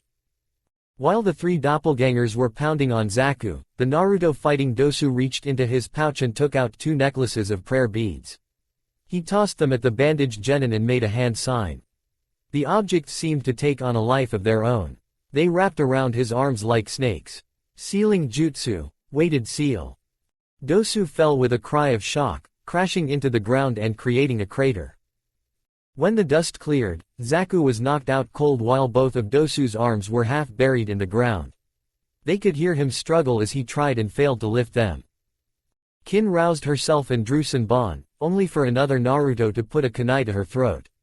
Don't even think about it. What? Sakura, are you okay? Naruto, the real one she assumed, ran over to Sakura and kneeled in front of her. Sakura nodded, smiling with relief. Yeah, that bandaged guy just hit me with that technique of his. My equilibrium's screwed up. What about you? I was so worried about you. I'm fine, Sakura. You know it would take more than that to keep me down. He looked at the fallen Oto genin, stopping on the wounds on Zaku. Did you hold all 3 of them off by yourself until these guys showed? Yeah, Sakura seemed a bit down. Sorry, I couldn't take them alone. What are you talking about? It was 3-on-1, and you almost took that guy out by yourself. Hell, I only had such an easy time because my clone let me know what was going on, so I came ready to blindside them. Naruto said, putting a hand on her shoulder, and she smiled again. Ino could only gape at what had just happened. Choji and Shikamaru looked as incredulous as her. You did great, Sakura. Okay, what? Sakura's strength had shocked her, but what was that? Since when did Naruto, the class clown, the dead last, the kid whose only claims to fame were pranks and almost knocking out their sensei with a perverted jutsu kick-ass like that? And since when did these two get along? Sure, Sakura didn't hit him back when the genin gathered for the first test, but that was in front of all their rivals. The last time she saw them, Sakura would yell at Naruto every chance she got. If he was lucky, hit him if he wasn't. What happened to this team? You saw all that too, right? Shikamaru asked beside her. Ino's face twisted into a furious glare. She was about to explode with questions when Naruto's next words stopped her short. What happened to Sasuke? Is he alright? It was a good thing he'd thought of that trick with his clones and the transformation jutsu. One of them had found Sakura around the time the Oto genin revealed themselves. Knowing it wouldn't make much of a difference since it couldn't take a hit, it dispersed to let him know she was in trouble. Thanks to that, he'd come in ready to blitz those 3. After his first clone took a dive and caught them off guard, he'd made sure to take them down before they could regain their balance. He'd gone a bit overkill. There were still a few clones waiting in the wings in case things went wrong. That was one of Kakashi's lessons. A good shinobi tries to end a battle before it begins whenever they have the chance. Or get as close to it as they can with their opening move. Sasuke's over there, Sakura answered, looking over at the stone barricade. He's been out for hours. He looks like he's in pain. She then turned to him and looked afraid. Naruto, that kunoichi we were fighting. It was Orochimaru. Wait, what did she say? What? He heard his reaction echoed from Ino's team. The 2 conscious members of the Oto team looked shocked at that. Wait. What are you saying? Orochimaru. Here. What's going on? Ino burst out of the bushes as Shikamaru followed warily now that he knew how deep in it they were. He couldn't lie, he was feeling about the same, knowing who they'd been fighting last night. Yesterday, after the exam started, we got off to a good start. Naruto had his clones scout out the area when suddenly they all got destroyed at once after one of them saw that creepy Kusa kunoichi with the long tongue. Sakura began to explain. We knew she was bad news, so we ran. But it didn't take her long to catch us. We threw everything we had at her, and nothing worked. Damn, no wonder we couldn't touch her. Naruto said, cursing under his breath. Shishi nailed me with a wind jutsu and then summoned a snake and had it drag me away from the fight. The damn thing was fast. By the time I snapped out of it, I was in a different part of the forest. I couldn't find my way back before nightfall, so I had to camp out in a tree by myself. He told Sasuke and me who he was after that. He said he wanted us to pass this stage, and then he'd put some weird seal on Sasuke. She then glared at the Oto genin. And he said he was going to send these 3 bozos after us. They said Orochimaru ordered them to kill Sasuke. Naruto's eyes narrowed. That doesn't make any sense. And what's this about a seal? Well, Sakura. A familiar voice interrupted them from the barricade. They all looked up. Sakura began, only to stop cold. Everyone in the clearing stared, eyes wide with shock or fear. Something was very wrong with their teammate. It was clear what seal she was talking about now. Black flame-like markings covered the left half of Sasuke's face and his arm. A tornado of purple-colored chakra swirled around him. His eyes had already shifted into the crimson of the Sharingan. There was a coldness in those eyes that they'd never seen before. Those eyes scanned the clearing, stopping on each of the Oto Genin. He scoffed. I see. I was going to ask who hurt you, but it looks like Naruto's already handled things. And I'd been hoping to try out this power. Sasuke. That seal. Sakura said. Sasuke looked down at his arm, covered in the seal markings. Oh, this. Don't worry about it. I feel great. In fact, I'm overflowing with power right now. He clenched his fist. Then he looked to Naruto and smirked. Say, Naruto. Since you've already taken care of these chumps, want to spar? You've always been trying to prove you're better than me, right? Want to press your luck? Yep, this wasn't Sasuke. While he and Sasuke might like to compete, he'd never pick an actual fight on a mission or in a situation like this. Not to mention that from that look in his tone, he wasn't planning on stopping until one of them couldn't get up if their life depended on it. The blonde then plastered a smile on his face and placed his hands behind his head. You know me, I'm always ready to throw down. Good. But, Naruto interrupted, becoming serious again. Not while you're letting that thing control you. He glared. Wake up, Sasuke. I don't care if that thing came from Orochimaru, you're stronger than that. Sasuke seemed unmoved. The curse mark spread further, now covering his whole face. This is strength. Sasuke, listen to him. Sakura yelled, struggling to her feet. Naruto reached out to support her, seeing how unsteady she was. This isn't you. You think so? I told you, I'm an Avenger. Sasuke began, then he frowned and looked down at his hand. Suddenly, he let out a cry of pain and grasped his head as he stumbled back. The mark glowed an angry crimson and then receded to the back of his neck as the Uchiha heir fell to his knees. Sasuke. His teammates yelled as they ran to him, kneeling in front of him. Sasuke looked up, his eyes returning to their usual coal color. What happened? Naruto and Sakura looked at each other. You don't remember? The pink-haired girl asked. The last thing I remember is Orochimaru. He grasped the spot on his neck where the seal was.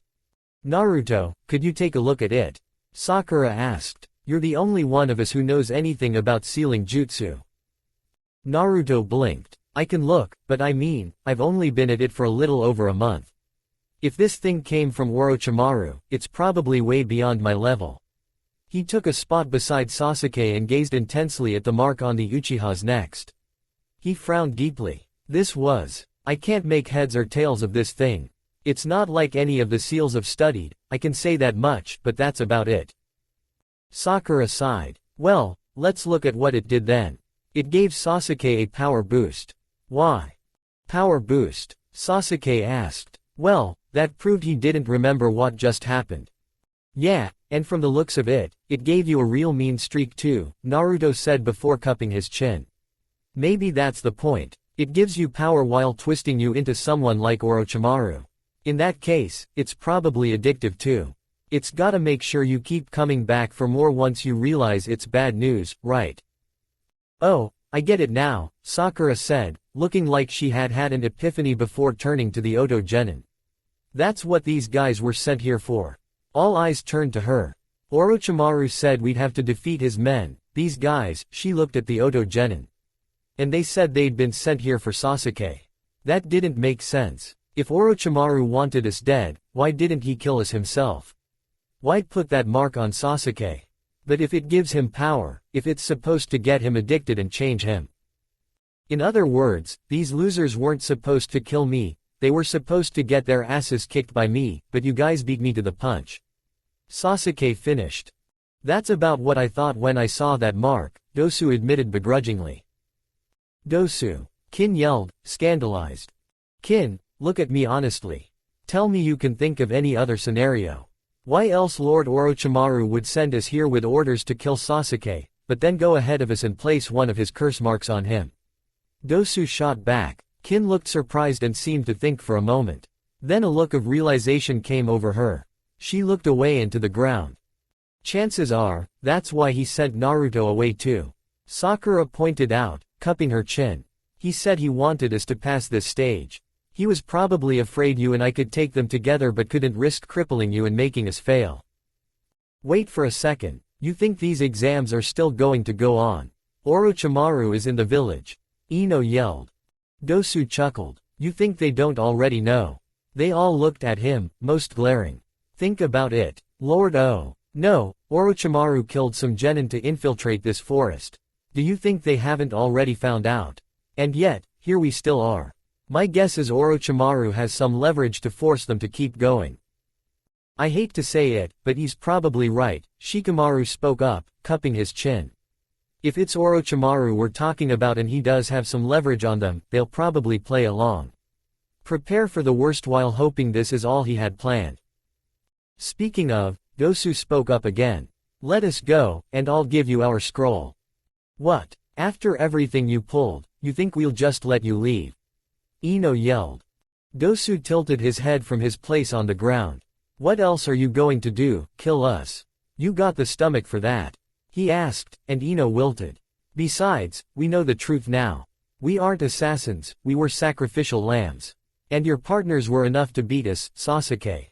Even if we could beat the three of you at once, you could always draw upon that curse mark's power, then there'd be no hope for us. There was silence as they contemplated their enemy's words. He had a few points. Naruto glared. What else do you know about this curse mark? Nothing. Dosu replied, surprised. We're genin, and we were completely in the dark about Orochimaru's true intentions. I know of the curse mark, everyone in Oto does, but the specifics are above my rank. All I can tell you is that he places them on most of his experiments and anyone who catches his eye. That and that Sasuke must be one tough customer because most of the people he puts them on die from the strain. Naruto glared for a moment, though he had to admit he felt a bit sorry for these guys. From the look on Kin's face, they'd been loyal to Orochimaru. And this was how he repaid them. If he was right before, then taking them in would probably just piss off Orochimaru, and they probably wouldn't get any intel. As he said, they were just genin. If not, the Jonin would probably pick them up later. And Naruto didn't want to kill them. They'd just learned their leader had betrayed them and that they'd come after them on a lie. And they'd already beaten them pretty hard once. They didn't have a reason to attack them again besides payback. All right, no funny business. He made a hand sign, releasing his jutsu and causing the prayer beads to loosen, allowing Dosu to slip them off. He rubbed his arms for a moment, then reached into his raincoat and pulled out an earth scroll. He walked over to Zaku and picked him up, at which point Naruto took the kunai away from Kin's neck. She quickly rejoined her teammate. The two left without another word. Ino was kind of numb from everything that had hit her over the last few minutes. She stood there and watched as the clone that had held Kin at knife point picked up the scroll. So, guess that means we've got both scrolls, Naruto said, breaking the silence. Afraid not, Orochimaru burned ours, Sasuke informed him. What? Oh, well, that's just great. On top of everything else. Naruto growled and crossed his arms. He then looked to her team and smiled. Thanks for the help, by the way. We owe you one. Well, it's not like we could just stand by and watch Sakura and Sasuke get killed, Shikamaru replied. It struck her how much they'd changed in just a few months. Sakura had gotten so much stronger. And she knew that before, she hadn't been much braver than Ino herself. Yet, she hadn't shown an ounce of fear when the Oto Genin had attacked. Even outnumbered, she'd been nothing but determined to protect her team. Naruto was still the same in a lot of ways. Still a loudmouth, craving for attention. But now, he could actually back up his boasts, and he didn't seem to be the idiot he was back in the academy. He knew what he was talking about now. He could be serious when he needed to, and she couldn't deny that he had made an entrance. And Sasuke used to brush off Sakura, and he and Naruto used to be at each other's throats. Not to mention how Sakura used to act towards the other blonde. When she found out that Sasuke, the cool loner, was on a team with his loudmouth wannabe rival and a girl weaker than her who had a massive crush on him, she'd thought it was going to go down in flames. Instead, they'd all flourished and bonded. Well, Ino hadn't seen Sasuke in action, but she assumed he had improved just as much. After all, it was Sasuke. What had happened to these three? And freaking Orochimaru. In the village. In their Chunin exams. He'd been there when they gathered for the first exam. And before they entered the forest. She'd been standing a few yards away from the worst traitor to Konoha since Madara Uchiha. And he was targeting Sasuke. Then there was that mark. It's evil chakra and what it did Sasuke. Ino, Sakura said, drawing her out of her thoughts. Can I talk to you? In private. Still in a bit of a daze, Ino replied, Sure. She watched as Sakura stood, still unsteady on her feet. The blonde stood beside her old friend and let her lean on her. They walked out of the clearing and stopped once they felt they were out of hearing distance. Sakura leaned against a tree and slid down to the forest floor. All right, talk. Sakura was silent for a moment before she said, I'm not sure where to start. Ino sighed and crossed her arms. What happened to you three? You and Naruto are so different from when we graduated. Well, I guess it all began with a mission to the Land of Waves. Sakura began. From there, Sakura described just what had happened. The state of Wave and the actions of Gato, much to Ino's disgust. Their first encounter with enemy ninja and learning the full scope of what they were facing. The battle with a Jonin as strong as their sensei and how Naruto and Sasuke had saved the day. How bad things were in Wave and how it ended. Sakura had told her about what the masked boy had done to Sasuke in advance. But, Ino's blood still ran cold when Sakura described finding him motionless. She noticed Sakura left some things out, like just how the masked boy died, but she got most of the story. And she could see how all that would change them. And I didn't do anything. I couldn't. Sure, I guarded Tazuna, but any one of those guys would have torn through me in about 5 seconds. Sakura said, looking down at the ground. I did a lot of thinking after that. And I realized how stupid I'd been. She paused for a moment before she smiled ruefully. Honestly, I hated myself. Sakura. Ino wasn't sure how to respond. But more and more, she understood that Sakura had been completely honest that day in the shop. For putting in so little effort in training and getting stronger when I'd have people relying on me. For treating Naruto like I did without realizing he acted that way because he was alone in the world. And for how I ended things with you. She looked up at Ino with a sad and honest expression. You did so much for me. You saved me from bullies, helped me find confidence, introduced me to people when I'd been alone, gave me something to strive towards, and I just cast you aside as soon as I found out we liked the same guy. She gave another rueful smile. I used to call Naruto an idiot, but he'd never turn his back on a friend like I did. She looked at Ino with determination. So I'm sorry. I understand if you don't forgive me, but I'll keep saying it as many times as it takes. What was she supposed to say to that? All the memories from their friendship passed through her mind. Her pep talks, tending to flowers together, hanging out with her other friends at school. All those good times that ended when Sakura decided they were love rivals. Her vision blurred a bit as she stared at her friend-turned-rival. At once, she knew how she felt and how to respond. She kneeled to Sakura's level and wrapped her arms around her. Ino. Geez, Sakura, you're making it hard to stay mad at you. Ino said, and she felt Sakura's arms wrap around her. They held that for a moment before she pulled back. But don't think this means I'm going to let you take Sasuke, forehead. Wouldn't dream of it, Miss Piggy. There was no fire in their words, and both wore smiles on their faces. Kin sighed before looking to Dosu, who stood with his back to her. They'd left Zaku in a clearing not too far away but far enough that he wouldn't hear anything if he regained consciousness. They wanted to include him, but both agreed he was a bit too loyal to their leader. Everything had gone so wrong. Kin's team had come here thinking Orochimaru had trusted them with an important task. They believed that he valued them. They'd thought that they were the best of the best, barring the likes of Orochimaru's Sound 4. And now they knew it was all a lie. Orochimaru had sent them to get slaughtered. The pink-haired girl and the blonde probably would have taken all three of them if they'd been together. And suddenly, they realized just where they truly stood. What are we going to do? Kin asked. The confidence, no arrogance, she once had was gone. Dosu looked off into the distance for a moment. I'm going to keep going. I'm going to make it to the next round and fight Sasuke. And kill him. What? Why? Kin asked, perplexed by her teammates' words. The mission was a lie, why bother going on with it?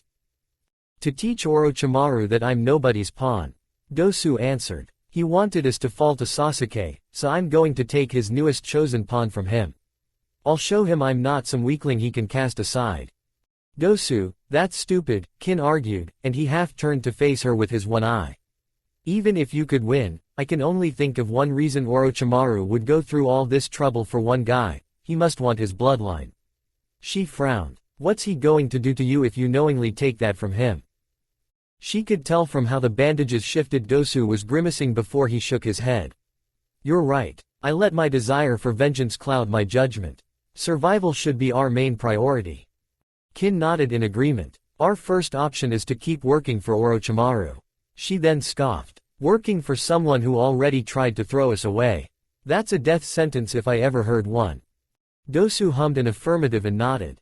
After a few moments of thought, the bandaged genin said, we could go to the third Hokage and plead our case. The shinobi here are soft, and that means he might be too. Of course, being genin, we have nothing to offer him nor any way to convince him of our sincerity. He then held up 3 fingers. Option 3 is the same, but we spy on Orochimaru's forces until we have something to give him. Hell no. Spying on Orochimaru. That could only end with a one-way ticket to one of his labs. She sighed. So, what else is there? Run away and hope that his forces don't find us before we find another village to join. If we can find another village willing to let us. Seems like it, Dosu replied. There was a moment of silence as both contemplated their options before Kin broke it. We're fucked, aren't we? Very much so. Sasuke sighed as he looked at his teammates as they sat together. He could still hardly believe they'd just come face to face with an S-ranked criminal, an enemy in the same league as him. It was a reminder of just how far he still had to go. But that wasn't the concern at the moment. Sasuke's teammates did not look well. Now that the adrenaline had worn off, it was clear how rough a time they'd had while he'd been out cold. Sakura's eyelids were drooping. At times, one of her eyes would be half closed. And she was still shaky on her feet. Naruto was better off, but even then, there was a weariness about him. Far from the norm for the exuberant blonde. I hate to say it, but I think we should take the day off from the test, Sasuke told them, drawing shock from his teammates. What? But Sasuke, we only have 4 days left. And we don't even know how many heaven scrolls are still out there. Sakura replied, now sitting up on full alert. Sakura, you had to keep watch while I was out. You've been up for over 24 hours now. And you haven't fully recovered from that sound attack. You think you're in the best condition to fight. Sasuke pointed out. He then turned to Naruto. And Naruto had to camp out by himself. With all the predators and enemies out there, he would have had to sleep with one eye open. Yeah, Naruto added with a grimace, rubbing the back of his head. He has a point. Also, have either of you eaten since breakfast yesterday? I know I haven't. As if on cue, a rumble rang out from Sakura's stomach. The pink-haired girl put a hand to her belly and blushed. Sasuke shook his head. Yeah, that's what I thought. So, we rest and recuperate for today, then pick things up tomorrow. With Naruto's shadow clones, it shouldn't be too hard to find another team. At least now that Orochimaru's not around to destroy them. Guess we have no choice. Sakura slumped slightly. And with that admission, her eyes fell half shut. It seemed like she wasn't trying to fight her exhaustion anymore. Alright, I'll have my clones scout out a place to hang out heads today, Naruto said, putting a fist to his chest. We cook whatever we catch here, then head out. Sasuke nodded. Hopefully, we can get it done before someone or something follows the smoke. He then stood up. I'll get us something to eat. Out of the three of us, I'm in the best condition. My clones will bring back any berries or whatever that they find, Naruto added. I've been studying local flora. I should be able to tell if any of it's poisonous. Sakura threw in. Naruto pointed off into the forest. There's a stream about 40 yards that way if you think you can round up some fish. Sasuke nodded. Naruto's clones were extremely useful. All right, I'll be back in half an hour, he said before he walked off, then leapt into the trees in a burst of speed. It didn't take long before he found the stream Naruto had mentioned. Standing at its shifting waters, he brought a hand to the mark on the nape of his neck and grimaced. The pain had mostly subsided, all that remained was a dull throbbing. He remembered what Naruto said, this thing was probably supposed to get him addicted to its power. He suddenly had a bad feeling about something. He called upon the Sharingan, but as his eyes bled crimson, the dull ache became a burning, stabbing pain that shot through his whole body. He let out a strangled cry as he doubled over, gripping the mark with both hands. Great. This thing was going to try to force Sasuke to use it. That's just great. He stood there for a few moments, taking in heavy breaths as he waited for the pain to subside. When it was over, he took on a taijutsu stance and ran through a kata. Taijutsu didn't set it off. He'd thought as much, given how he was able to make it here in the first place. Though, even that might trigger it if he did anything too intensive. Still, he had taijutsu, his skill, and the seals Naruto gave him didn't use much chakra, so those should be fine. So he wasn't completely helpless. Still, he'd have to tell the others when he got back. They deserved to know, and he didn't want this to come out when they were in the middle of a fight. Half an hour later, Sasuke came back with 8 fish caught with a makeshift spear he'd made. Naruto started a fire while he set about making brine to salt the meat. Sakura, meanwhile, separated what the clones had brought back. Quite a few plants and mushrooms got tossed away, the pink-haired girl saying they'd either give them stomach problems or kill them. Soon enough, their food was roasting as they sat around a fire. Naruto's clones had a perimeter, so they should be alerted to anything that came their way.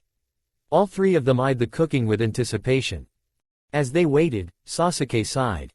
Well, I guess now's as good a time as any, the Uchiha said, drawing his teammates' attention. He pointed at the seal on his neck. This thing won't let me use jutsu. Any time I try to use too much chakra, it tries to make me use it. What? Naruto exclaimed. Wait, then, Sakura began. I'm not helpless. He cut them off. I can still use taijutsu. And Naruto's seals. Well, that was a relief. Still, this just got worse and worse.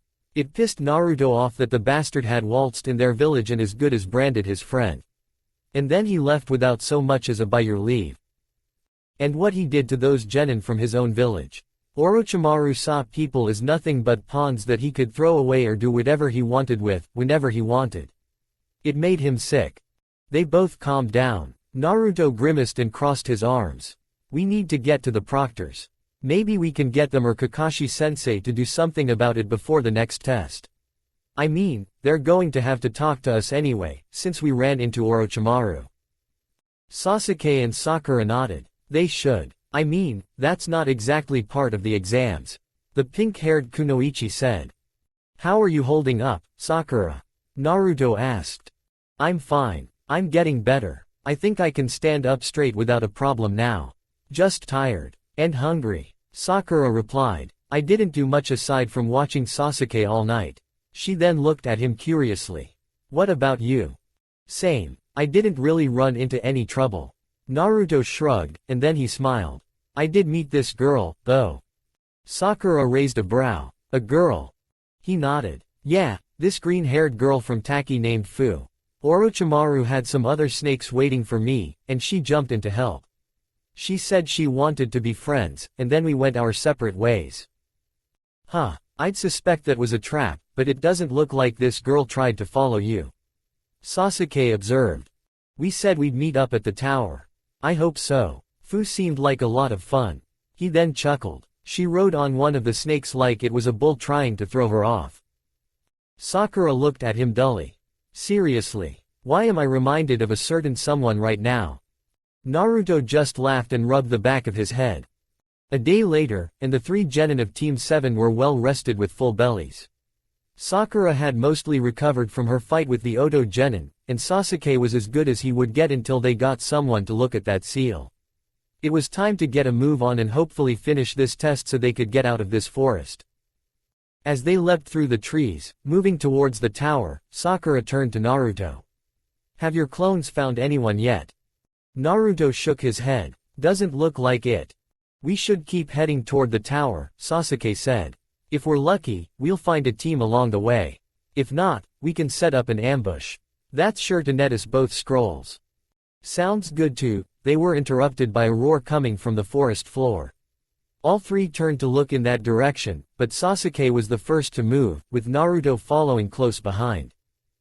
It sounded like something big had cornered something. They moved down the tree until they were running along the trunk, and they spied it. It was a giant bear. And it had cornered a red-headed girl with a kusa forehead protector by some tree trunks. She wore a mesh shirt and stockings, a purple skirt, a light brown short-sleeved jacket with an orange stripe going across the chest, and black sandals. She'd fallen prone on her stomach, helpless. Sasuke was the closest, and so he launched himself at the beast.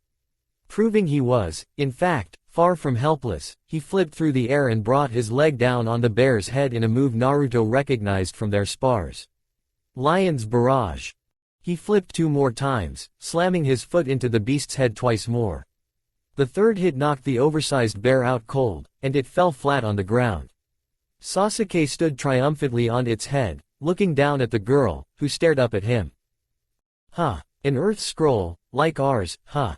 Sasuke asked. Naruto wasn't sure he approved of him thinking of the test right now, but hey, he did save the girl's life. Besides, they really needed to get out of the forest and talk to the old man. He and Sakura jumped down and landed by the Uchiha's side. "Is she alright?" Naruto asked. The girl jolted at his voice and quickly scrambled for, "Oh, she had glasses. She looks like it. I don't see any cuts or scratches," Sakura noted. "We're in a hurry. If the girl's okay, then let's," Sasuke began, only for the girl to cut him off. "Wait," the girl cried out. All 3 of them looked to her to see she was scrambling to her feet, looking at them desperately. "Please, wait. Is something wrong?" Naruto asked, a bit worried about the expression on her face. She looked like she was terrified of something. "You're Naruto Uzumaki, right?" Naruto blinked and raised a brow. "Yeah, why? I'm Karen Uzumaki. Please, you have to help me," she cried, distress clear in her voice. "What?" Both of his teammates froze as they all looked down at the girl with wide-eyed shock. His mind reeled as he realized who she was. That this girl could be part of his long-lost family. Karen looked up from her place on the ground and still couldn't believe it. There, beside the boy who saved her, was Naruto Uzumaki. The boy who'd so brazenly announced himself to all the genin. Who had blown away all the fears of the genin at the end of the first test. Her distant cousin. Part of her had wanted to reach out to him then and there, but she'd known there was no hope there. Her teammates would never have let her say anything if they even let them talk at all. After so many years in Kusa, she had all but given up and accepted her lot in life. But now, there was a spark where there had only been emptiness before. Brought about by the kindness Karen had received from the black-haired boy. The first act of kindness she'd received since she set foot in Kusa. And by the presence of her cousin. She didn't know him yet, but she was practically begging fate that their relation would mean something. This was the first time she'd felt any sense of hope in years. She hadn't felt any since the day she'd seen her mother lying on a hospital bed, covered by a white sheet. Naruto was the first to recover and leapt down, standing in front of her. "Really? You're from my clan?"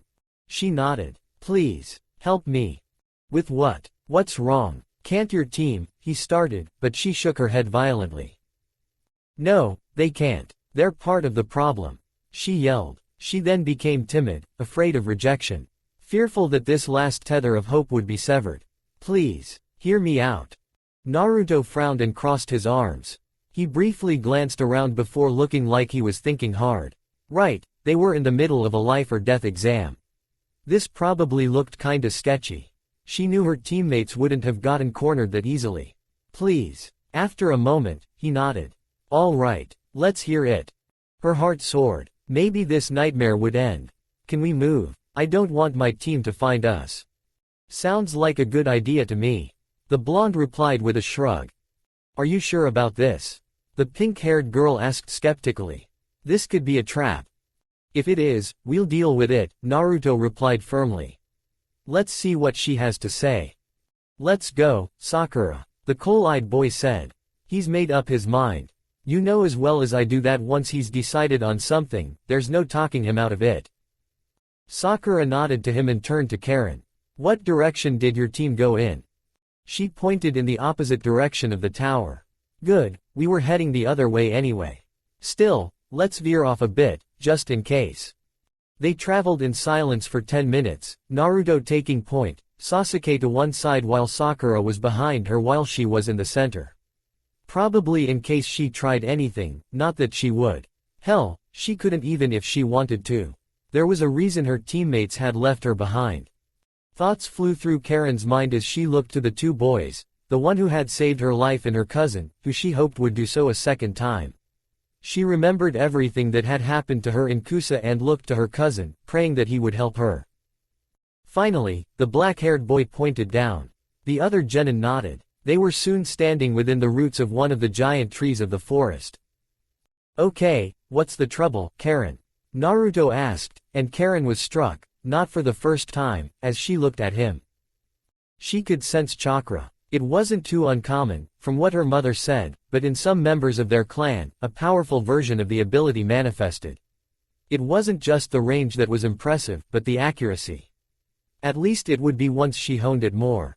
Right now, one unique power of hers was the limited ability to read the hearts of those in close range. Chakra felt warm the more kind a person was, and colder the crueler or more evil they were. Naruto's chakra was so warm. How much do you know about our clan? Karen asked. Naruto seemed confused by the question, but he answered. Not much. He then looked a bit sad. I'm an orphan, and no one ever talked to me about it. Honestly, I only recently found out we were a clan. Karen was surprised. From what her mother had told her about their relationship to Konoha, she'd thought he'd know a lot more. But something else stood out to her. So, you're alone too? Not anymore, Naruto replied. I've got my team and some other people close to me. But, what about you? Karen looked away for a moment, taking a breath as she gathered her thoughts, steeled herself from the emotions she knew would follow, and prepared to explain everything. Well, our clan has 5 abilities my mother explained to me before she passed. Aside from our vitality and our sealing techniques, there's the power to create chakra chains. A rare sensory skill that I inherited. And one other ability that I have. Naruto seemed to sense that this was difficult for her and looked concerned. What is it? We can use our vitality to heal others. By having them bite us. Our vitality is channeled into them through the bite. It can heal fatal wounds in moments. Naruto's eyebrows shot up, and his teammates seemed just as surprised. My mother and I, we originally lived in a small farming that got attacked. She brought us to Kusa and offered to use that ability to heal their people if they let us live there. She choked up a bit. They drained my mother, day in and day out until they sucked her dry. And then, she closed her eyes and looked away as she reached to her collar and pulled it down. She heard 2 gasps ring out as they saw the close to a dozen bite marks there alone. The only reason they even brought me here was so my team could use me to keep up their strength. When she opened her eyes, her vision a bit blurry, Naruto was staring in shock. Sakura looked horrified while the black-haired boy had moved past that and looked cold and angry. Please, I know they'll kill me too if I go back. You have to get me out of Kusa. Now anger began to filter into Naruto's face.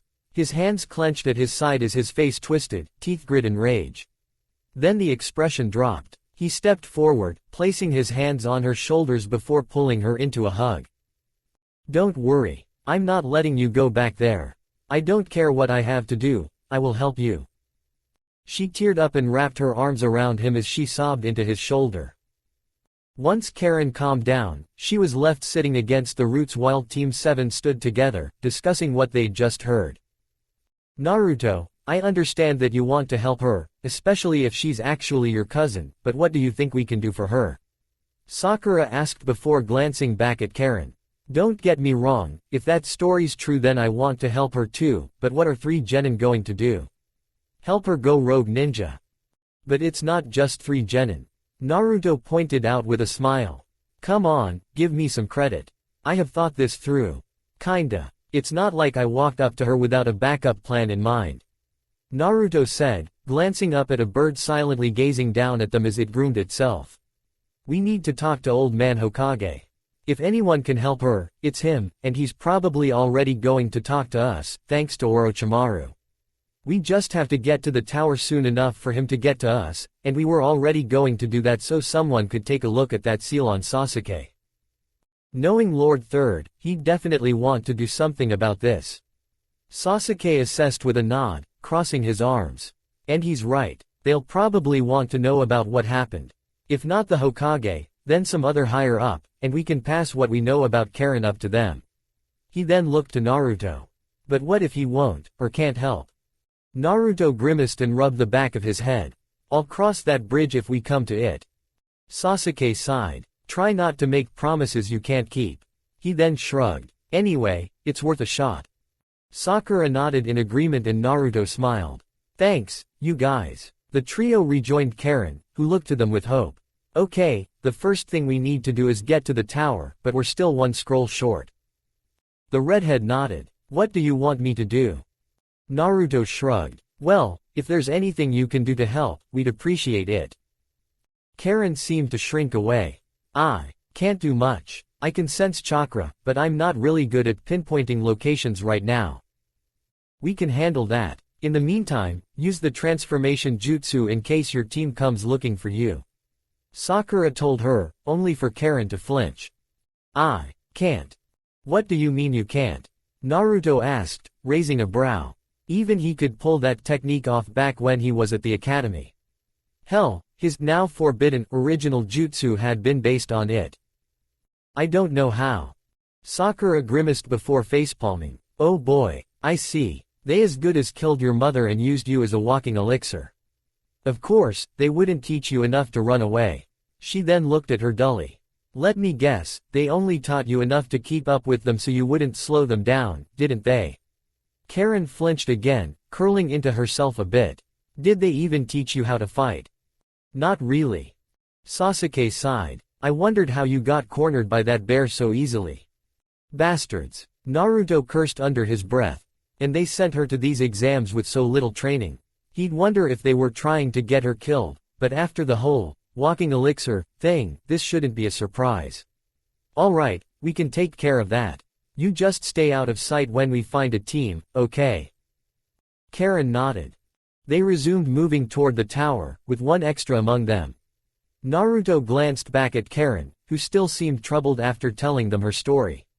He wanted to talk to her. To give her comforting words or just speak with the first blood relative he'd ever met. But what was he supposed to say after that? He couldn't think of anything that wasn't either lame or wouldn't go back to that story. Instead, they simply traveled in silence. It was a bit over half an hour later that a rush of memories flowed into Naruto's mind. There was a trio of genin traveling towards the tower, keeping low to the ground. And they weren't too far from where they were right now. He didn't know which of them had their scroll, but if they were heading in their direction, then there was a good chance they either had both scrolls or had the same idea they did. Even then, there was a 50-50 shot they had what they need. This could be it.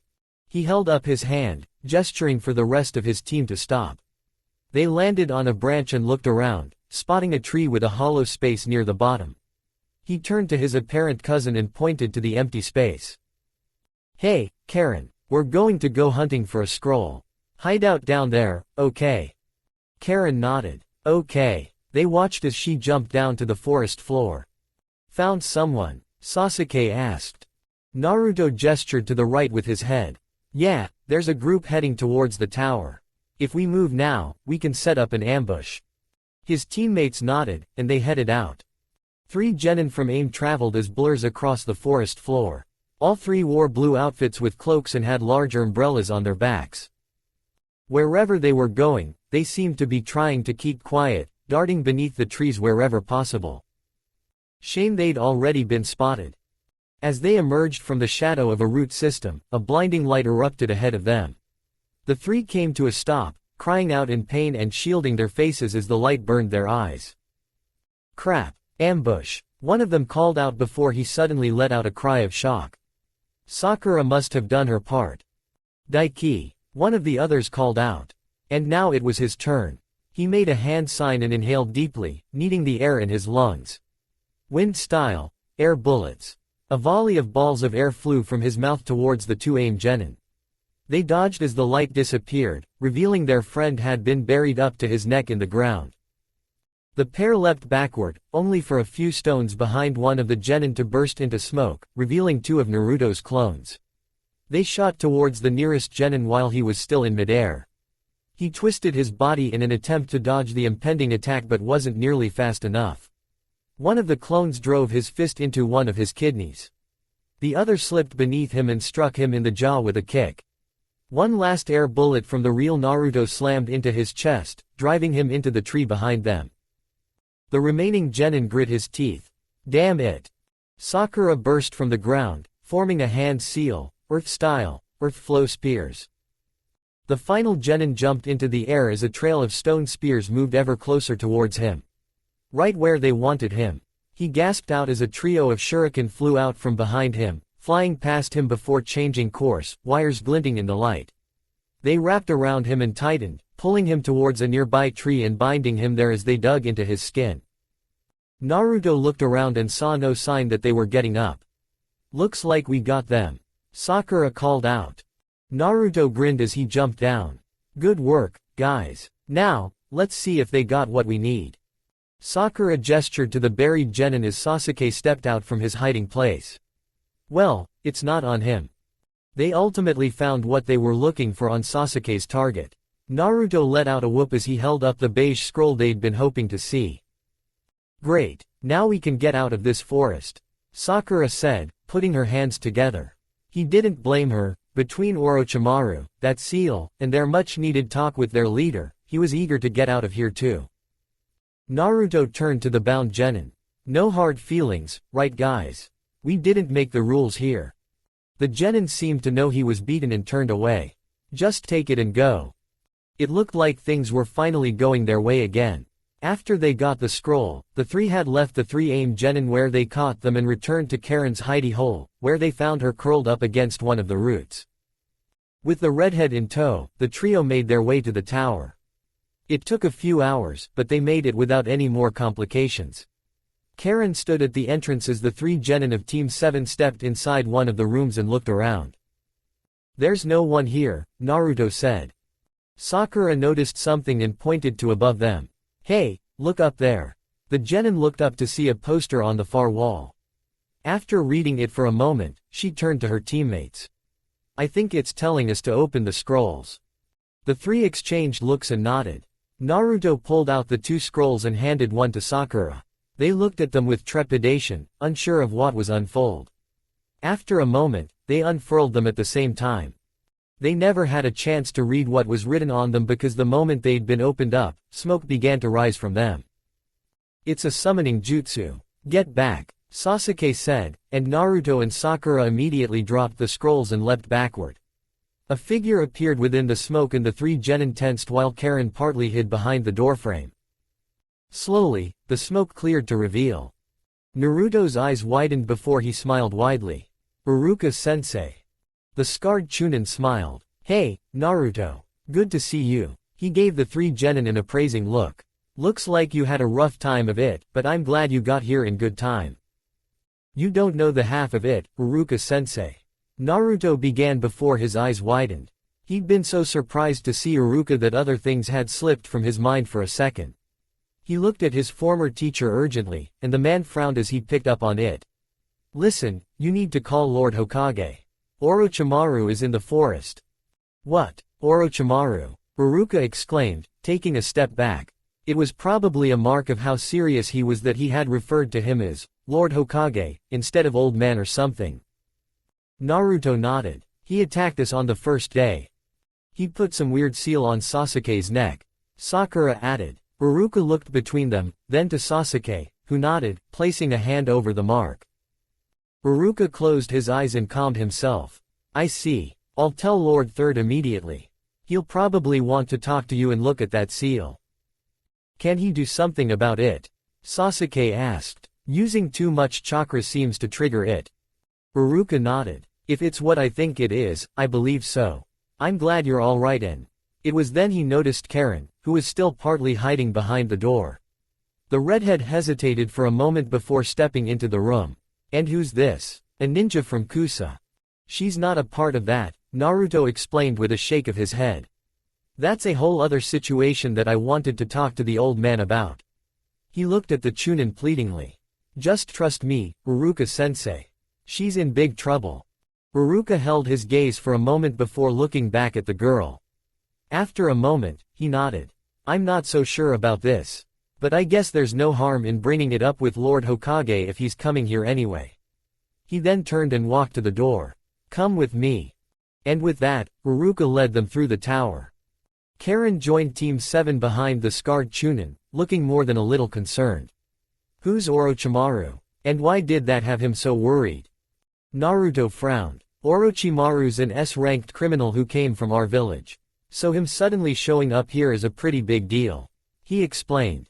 Karen looked at him in confusion. S-ranked, she questioned and then shrugged. Well, if he's a criminal from Konoha, I guess I understand. Sakura sighed. They didn't tell you anything, did they? Bunch of. She trailed off into a series of grumbles before putting her hands on her hips. S-rank basically means the shinobi is so powerful that fighting them is usually certain death, even for standard jonin in large numbers. Karen's eyes widened. And you fought him? And got our asses kicked, Naruto replied. So, who is this girl anyway? Iruka asked, half turning to look at Naruto. Her name's Karen. It's a long story. Like I said, I'm hoping the old man can help her out. Naruto replied, glancing at the girl. And why do you think we can help her if her village can't? Iruka questioned with a raised brow. Naruto scowled. Because her village is the problem. The scarred Chunin frowned at him, clearly not understanding. But in the end, he shrugged and closed his eyes. Well, I'll trust you on this one. Lord Hokage will sort it out, one way or another. Iruka stopped at a pair of double doors and opened it for them. It was a large room with a table, a couch, and a desk against the far wall. All right, stay here until Lord Hokage arrives. And with that, he vanished in a burst of speed. So, I guess there's nothing else to do but sit tight until the old man gets here, Naruto said before turning to Karen. So, you mentioned you lived in a farming village. What kind of things did you like to do there? Well, I used to like reading the books my mother got me. The four genin were alone in the room for a few hours. During that time, Naruto got to know his cousin. Sakura had been happy to find that Karen was as much of a bookworm as she was, though she hadn't had much to read in the last few years. Or anything to be happy about, really. Apparently, she'd had to report to the hospital first thing in the morning in Kusa and spent the whole day there. He was really starting to hate Kusa. There hadn't been much else. Typical farming village stuff, though Karen had liked to go exploring in the forest. They didn't pry much farther. They hadn't wanted to bring up the village's fate or her time in Kusa. Eventually, there came a knocking on the door. The four turned to it as it was opened by an Anbu member, who stood aside to allow a familiar figure to enter. Naruto couldn't help but return the smile the old man gave them. Naruto, Sasuke, Sakura. I'm glad to see you well after your harrowing experience. Hey, old man Hokage. Ah, Naruto blinked as he registered that he wasn't the only familiar person who entered the room. Kakashi-sensei. They called you here too. Is it any surprise when my team is concerned? The silver-haired Jonin asked. Well, glad to see you weren't late this time. And, Naruto trailed off as a man he didn't recognize entered, along with two more Anbu. He had long ash blonde hair reaching into his lower back, which he wore spiky on top and ending in a long ponytail and light green eyes. He wore the standard flak jacket over a black outfit with handguards, a forehead protector, and a sleeveless red haori. Inoichi, Sakura said, stepping forward, seeming confused by the man's presence. Sakura. Long time, no see. The man, Inoichi, greeted with a nod. So Sakura knew him, and that name, and while it was a different shade of blonde. Sakura turned to him and Sasuke and confirmed what he was suspecting. This is Ino's dad, Inoichi Yamanaka. I called him here to help with the less urgent concern, the man known as the third god of shinobi said before turning his eyes to Karen, who seemed to shrink under his gaze. As I'm sure you can imagine, I was rather surprised to hear that you came here with a foreign shinobi in tow, claiming she was in some kind of danger. He said as he stepped forward with his hands behind his back. He gave her an appraising eye. I believe I have a suspicion as to this girl's identity, but can you confirm it for me? Naruto nodded and gestured towards the redhead. This is Karen Uzumaki. Kakashi's eye widened while Hiruzen nodded, looking at Naruto harder than he remembered in a long time. I see. I hope you didn't bring her here to plead her case, just because she's your apparent cousin. Naruto began to quickly wave his hands back and forward in front of him, looking vaguely panicked. No, of course not. I mean, that's not all. I wouldn't have brought her here if I didn't think she needed serious help. He turned to Karen, who seemed even more uncertain. Tell them, Karen. Karen nodded and stepped forward. Lord Hokage. Yes, young lady. I trust there is a good reason my genin have brought you to me.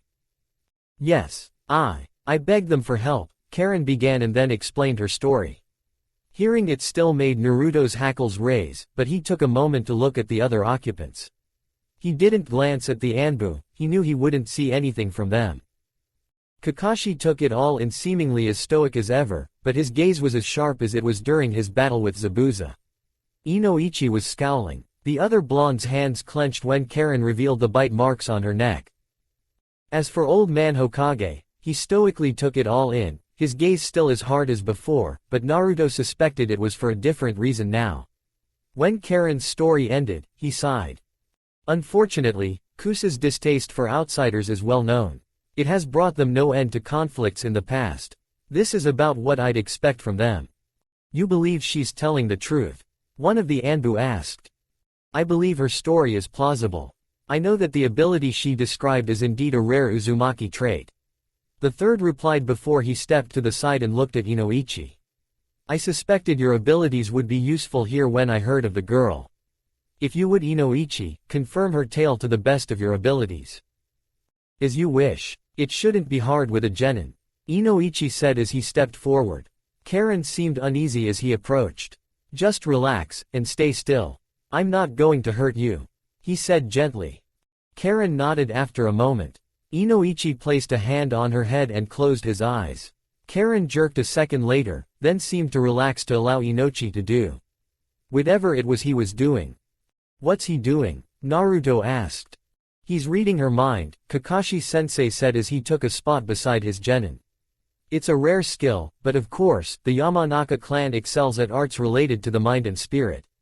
He's likely the most proficient with this ability in all of Konoha. Whoa! Naruto uttered in awe. He hadn't known that was possible. When Inoichi took his hand away, he looked disgusted. He turned to their leader with a glare. Unless someone altered her memories, she's telling the truth. The whole thing, he said before he cursed and stepped away from her. I see, Hiruzen said, and he looked at the girl more softly than he had before. I'm sorry about your mother.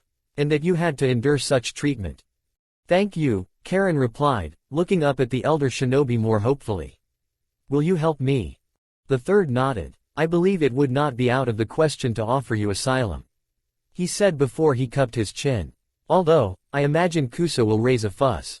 And it will reflect poorly on Konoha to seemingly poach another village's talent. We'll need to come up with something.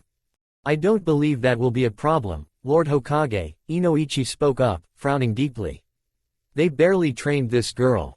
She spent pretty much all her time in the hospital being used to treat any injured shinobi. I wouldn't be surprised if your grandson could outfight her. She wouldn't stand a chance against the forest's hazards alone. You don't know the half of it. Naruto cut in, furious as he recalled how they met his cousin. She was about to get killed by a bear when we found her. We only got to her because we decided to look into what was going on when he heard the thing roar. Then they have every reason to assume her dead. and thus aren't likely to complain unless she makes a name for herself.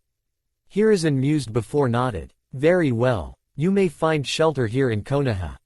Karen's face lit up. It was the first time since meeting her Naruto had seen her happy. She bowed deeply. Thank you, Lord Hokage. She then turned to him. Before he could say anything, she ran over and threw her arms around him. And thank you for listening. He returned the embrace. Don't mention it, Karen. I wasn't about to leave you to die like that. For a moment, no one said anything before Lord Hokage coughed. While I would like nothing more than to leave you to get to know one another, there are procedures to follow in these circumstances. He looked at Karen. You will be going with Inoichi. Rest assured, we will not demand that you use your power for us, though we would welcome whenever you chose to use it to help another. Karen nodded as Inoichi stepped forward. Sorry, but it's best we get started as soon as possible. Karen looked as disappointed as he did but gave in. She walked over to the blonde man before giving them one last look. Thank you again, for saving me. She then looked at Sasuke. Twice. It's nothing. None of us would stand aside and watch someone die like that. I just got there first. Sasuke said with a small smile. And she blushed. Oh, great. Well, at least she had more of a reason to have a crush on him than Sakura, Ino, and all his fangirls back in the academy did. He did save her life. He watched as the now ex-Kusa Kunoichi left with Inoichi, one of the Anbu trailing behind them as they disappeared behind the closing doors. His gaze lingered there for a few seconds. I once told you all that shinobi who break the rules are scum, but those who abandon their friends are worse than scum, Kakashi spoke up, drawing his attention. He, too, was staring at the door before he looked at his students. That I have no words for. What's going to happen to her? Naruto asked.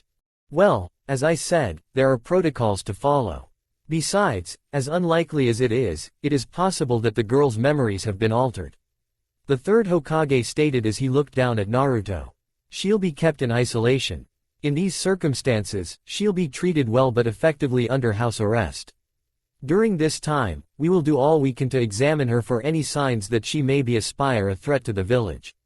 We'll also give her a DNA test to confirm she is a member of the Uzumaki clan. If all checks out and we find no cause for concern, she'll be inducted into the village in a month or so. Naruto was silent for a moment, smiling at the thought of getting to know a relative. Of having a family. No, that wasn't right. Team 7, the third Hokage, Ruruka, Chuki, and Ayame were his family. He wasn't gaining one, he was adding to it. The third Hokage smiled down at him for a moment, letting him bask in that thought before his expression hardened a bit. Although, I hope you didn't take her story at face value. Especially in these circumstances. Naruto rubbed the back of his head sheepishly. Well, I wanted to believe her. He replied. But it's not like I walked into it totally defenseless. I had some shadow clones disguised as birds following us before we even met her, they would have jumped in if she'd tried anything. The third nodded. Well, it's good that you had a backup plan. He then looked at the three genin seriously, looking like the strong leader he was. Now, onto the issue that brought me here. Describe your encounter with my wayward student. And so they did. And when the three genin finished relaying the tale, the third had moved them to one of the rooms meant for the genin. He now stood over Sasuke and examined the seal while the Uchiha sat on one of the beds. Kakashi had been dismissed, being assured that the third would personally handle it. Definitely one of his curse marks, I see. Curse mark. It's a type of cursed seal Orochimaru invented, Hiruzen explained. Cursed seals are different from traditional sealing jutsu. They are meant to control people, usually by manipulating thoughts or paralyzing or even killing the bearer on command or if they break some taboo established by the seal's creator. Orochimaru's seal, however, is insidious. It grants one power but corrupts their mentality the more they use it, gradually making them more like him. Ultimately, they join him willingly, granting him a powerful and loyal servant. Naruto clenched his fists in anger while Sakura looked concerned, her hands clasping together before her chest. The third continued, fortunately, it will go dormant if it goes unused for long enough, and it can be sealed. He then looked from one genin to the other. I should warn you, Orochimaru's subordinate Dosu was right. Orochimaru has threatened to destroy Konoha if the exams are interrupted. That got exclaims of shock from Naruto and Sakura and a widening of the eyes from Sasuke. For that reason, we will continue with the exams. We'll prepare for the worst while hoping that Sasuke was his only objective in coming here.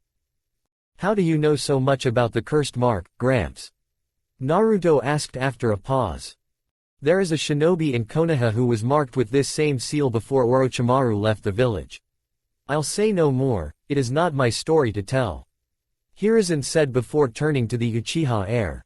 Sasuke, I'm going to restrain the cursed mark. It will not be easy on you, though it won't be as strenuous as having it placed on you in the first place. Even so, you can expect to be out the rest of the day. Are you prepared? Sasuke nodded and braced himself. The third nodded. Very well. He brought his hand to his mouth and bit into his thumb, drawing blood, and then placed it on the nape of Sasuke's neck, just below the curse mark.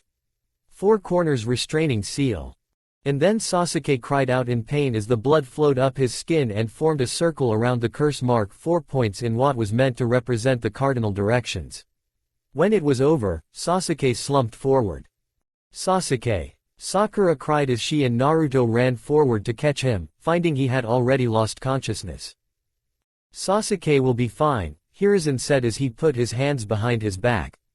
Team 10 will be informed that they are not to speak a word of Orochimaru's involvement in the exams, should they arrive. For now, you are free to roam the tower, as is Sasuke once he wakes up. The third walked to the door as Sakura laid Sasuke down. Take the remaining time to relax and unwind. I hope the rest of your trials here will be more conventional. After taking the time to use their room's bathroom to clean up a bit, Naruto took to exploring the tower, as Sakura stayed in their room and watched over Sasuke. He found there wasn't much to see. There was a cafeteria, but aside from that, it looked like it was all meeting rooms and bedrooms. Geez, I might just go back to the room and practice my sealing jutsu. Naruto thought to himself as he put his hands in his pockets as he looked out a nearby window. He was high enough to be above even the massive trees of the forest. He briefly wondered what kind of creatures wandered the place, but it wasn't like he could see anything from here. He shrugged and kept walking. It was then that he heard footsteps approaching from around the nearby corner. Man, I am so bored. Isn't there anything to do here? A familiar voice groaned. Naruto smiled as he recognized it. A second later, Fu rounded the corner, slumped forward and looking more than a little down. She blinked when she saw him before her face lit up. Naruto, you made it. He waved at her. Hey, Fu, good to see you. The green-haired girl crossed the distance between them in a single bound, laughing as she took a spot in front of him, her face inches from his. I'm so glad you're here. Maybe now we can have some fun. Naruto scratched his cheek. Geez, you act you've been cooped up here by yourself. Don't you have your team with you? Fu deflated at that and slumped forward again. She looked away and ran her fingers through her hair. Yeah, but we're not exactly friends. Our team was kinda put together at the last minute for the exams. I asked if they wanted to hang out, but they both wanted to do their own thing. She began. And everyone else I met here is so caught up in the exams that they don't want to be around someone from another village, so. Oh, so she pretty much had been on her own then. Naruto gave her a grin and put his hands behind his head. Well, I'm game. What have you got in mind? Fu brightened up again. How about we play cards? Or backgammon? Ah, Naruto raised a brow at her. Did you bring cards or a backgammon table? Because I sure didn't. Damn it. Fu cursed under her breath. Then how about we take a bath together? Naruto's face went red. That's not something you do with someone you just met. Or if they're a boy and you're a girl. Really? I know I've heard that friends do stuff like that. Fu replied with a frown, crossing her arms and looking like she was thinking hard. Naruto got the feeling that Fu didn't have many friends if she thought that was normal. Trust me, it isn't. Fu seemed to fall into depression. Then what are we going to do? Wander the halls together? Naruto cupped his chin and thought. She was right, this place was boring. And they had 2 whole days left to kill. He racked his brain for ways to pass the time before the favorite hobby of a particularly lazy member of the Nara clan entered his mind. We could go cloud watching. I do plenty of that back in Taki. It's not really fun. Fu replied with a shake of her head. Naruto thought for a moment before an idea sparked in his mind. Then let's make a competition out of it. Fu tilted her head to the side.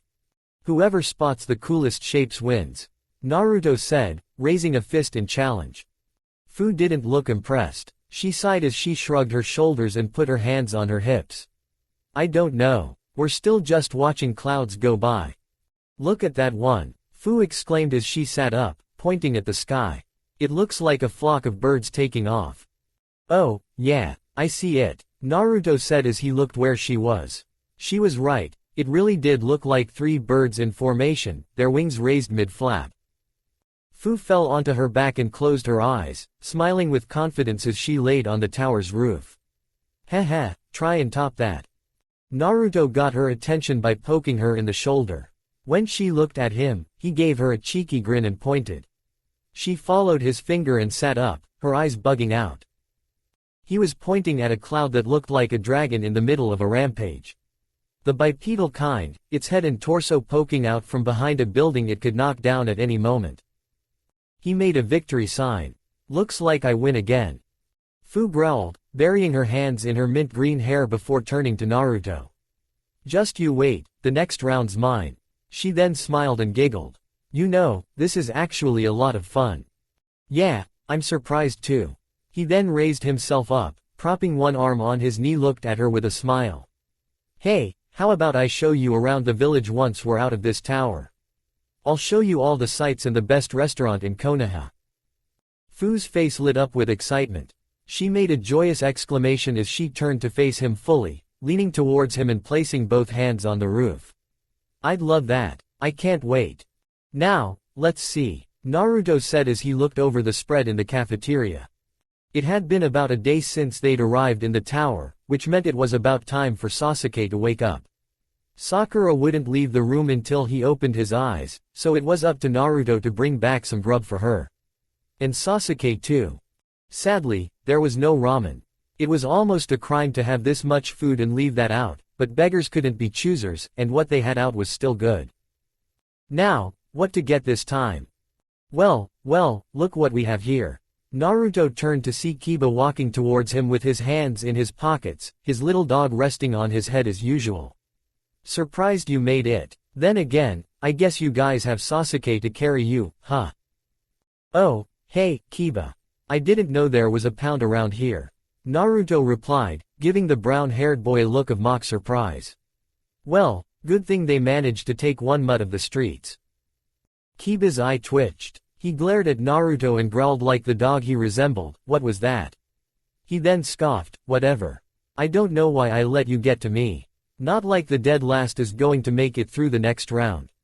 You're pretty much a free ride for whoever's lucky enough to wind up against you. Naruto grit his teeth, raising a fist.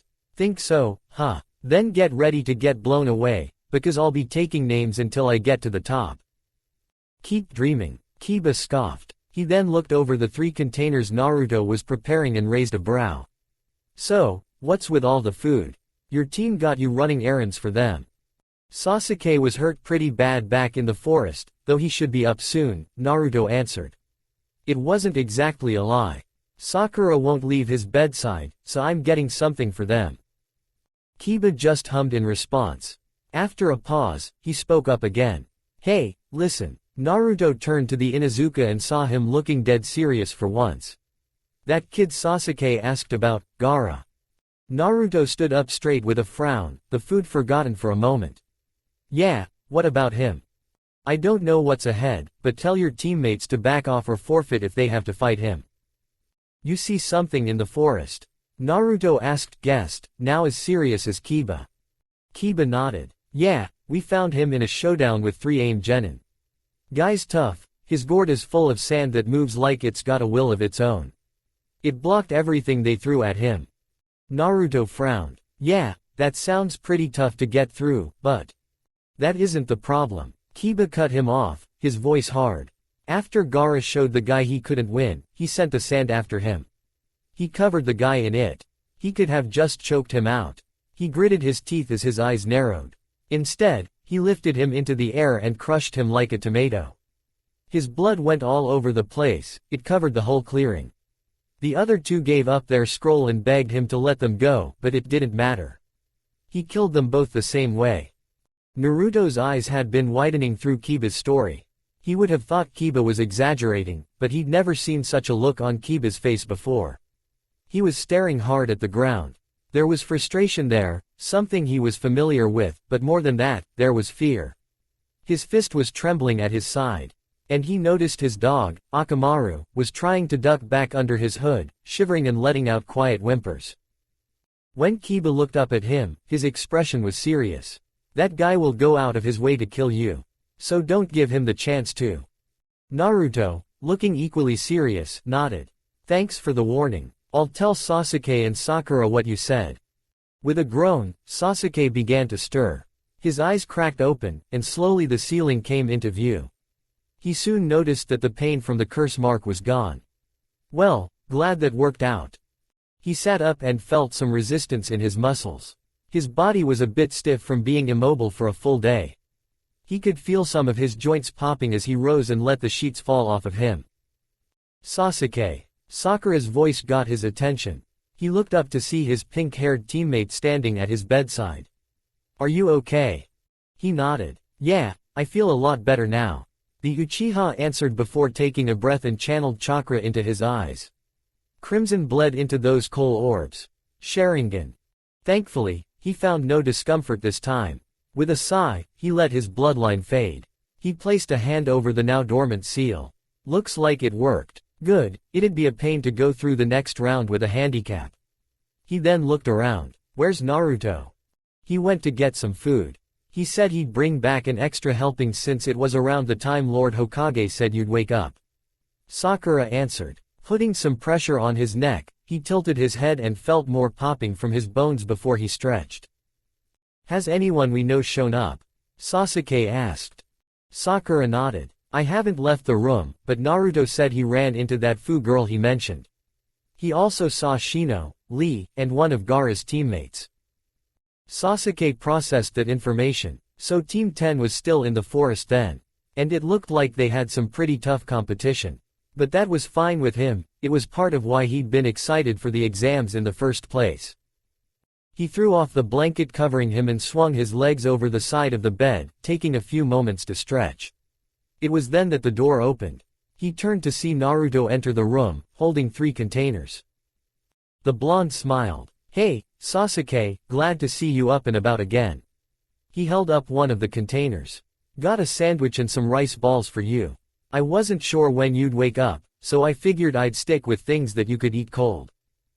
Thanks, Sasuke said as he stood up. Just set them down on that table. He then walked towards the bathroom. Half an hour later and the 3 were sitting at the table in their room, eating their meal. Naruto had gotten some barbecue pork for himself, soup and anko dumplings for Sakura, and a BLT and some rice balls with tomatoes for him. Has anyone else shown up here? Sasuke asked after swallowing a bite. Naruto shrugged. Not as far as I know. I did run into Kiba at the cafeteria, though.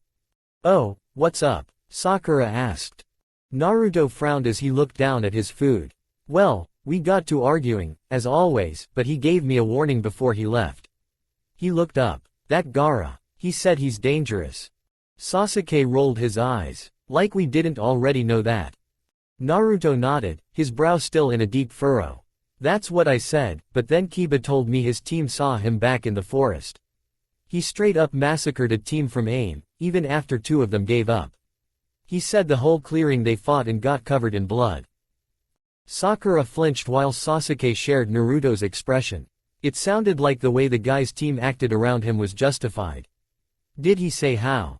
Naruto nodded. That gourd on his back. He then explained what Kiba saw, how Gaara controlled sand and how he used it. Nice of him to give us a heads up. Sasuke nodded in agreement. Sakura took a breath. Okay, so we avoid fighting him if we can. She looked at Naruto. Anything else noteworthy?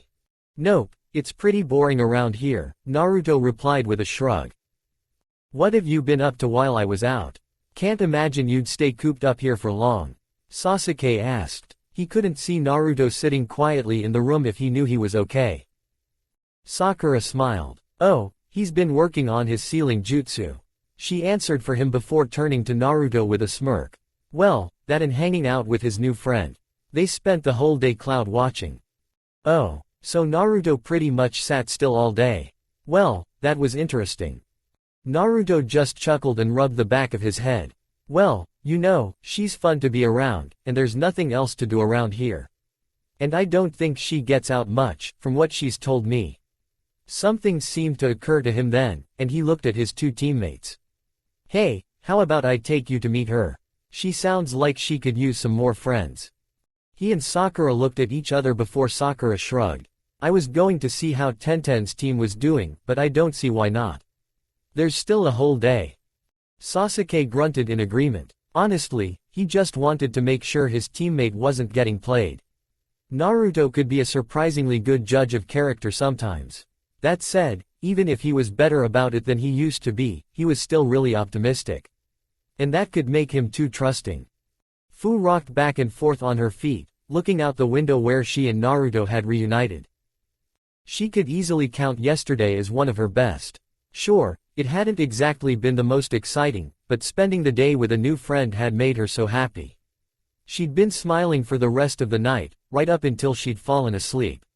She was so looking forward to when they could leave this tower so Naruto could make good on his promise to show her around Konoha. It was just too bad that her team hadn't wanted to come with her. But oh well, she had time to win them over. She was sure she would. But for now, she was waiting on Naruto. They'd agreed to meet up here again, and she was so excited she'd left a bit early. But it should be just about time. Sure enough, a few minutes later, she heard footsteps approaching. And not just one pair. Was she about to make even more friends?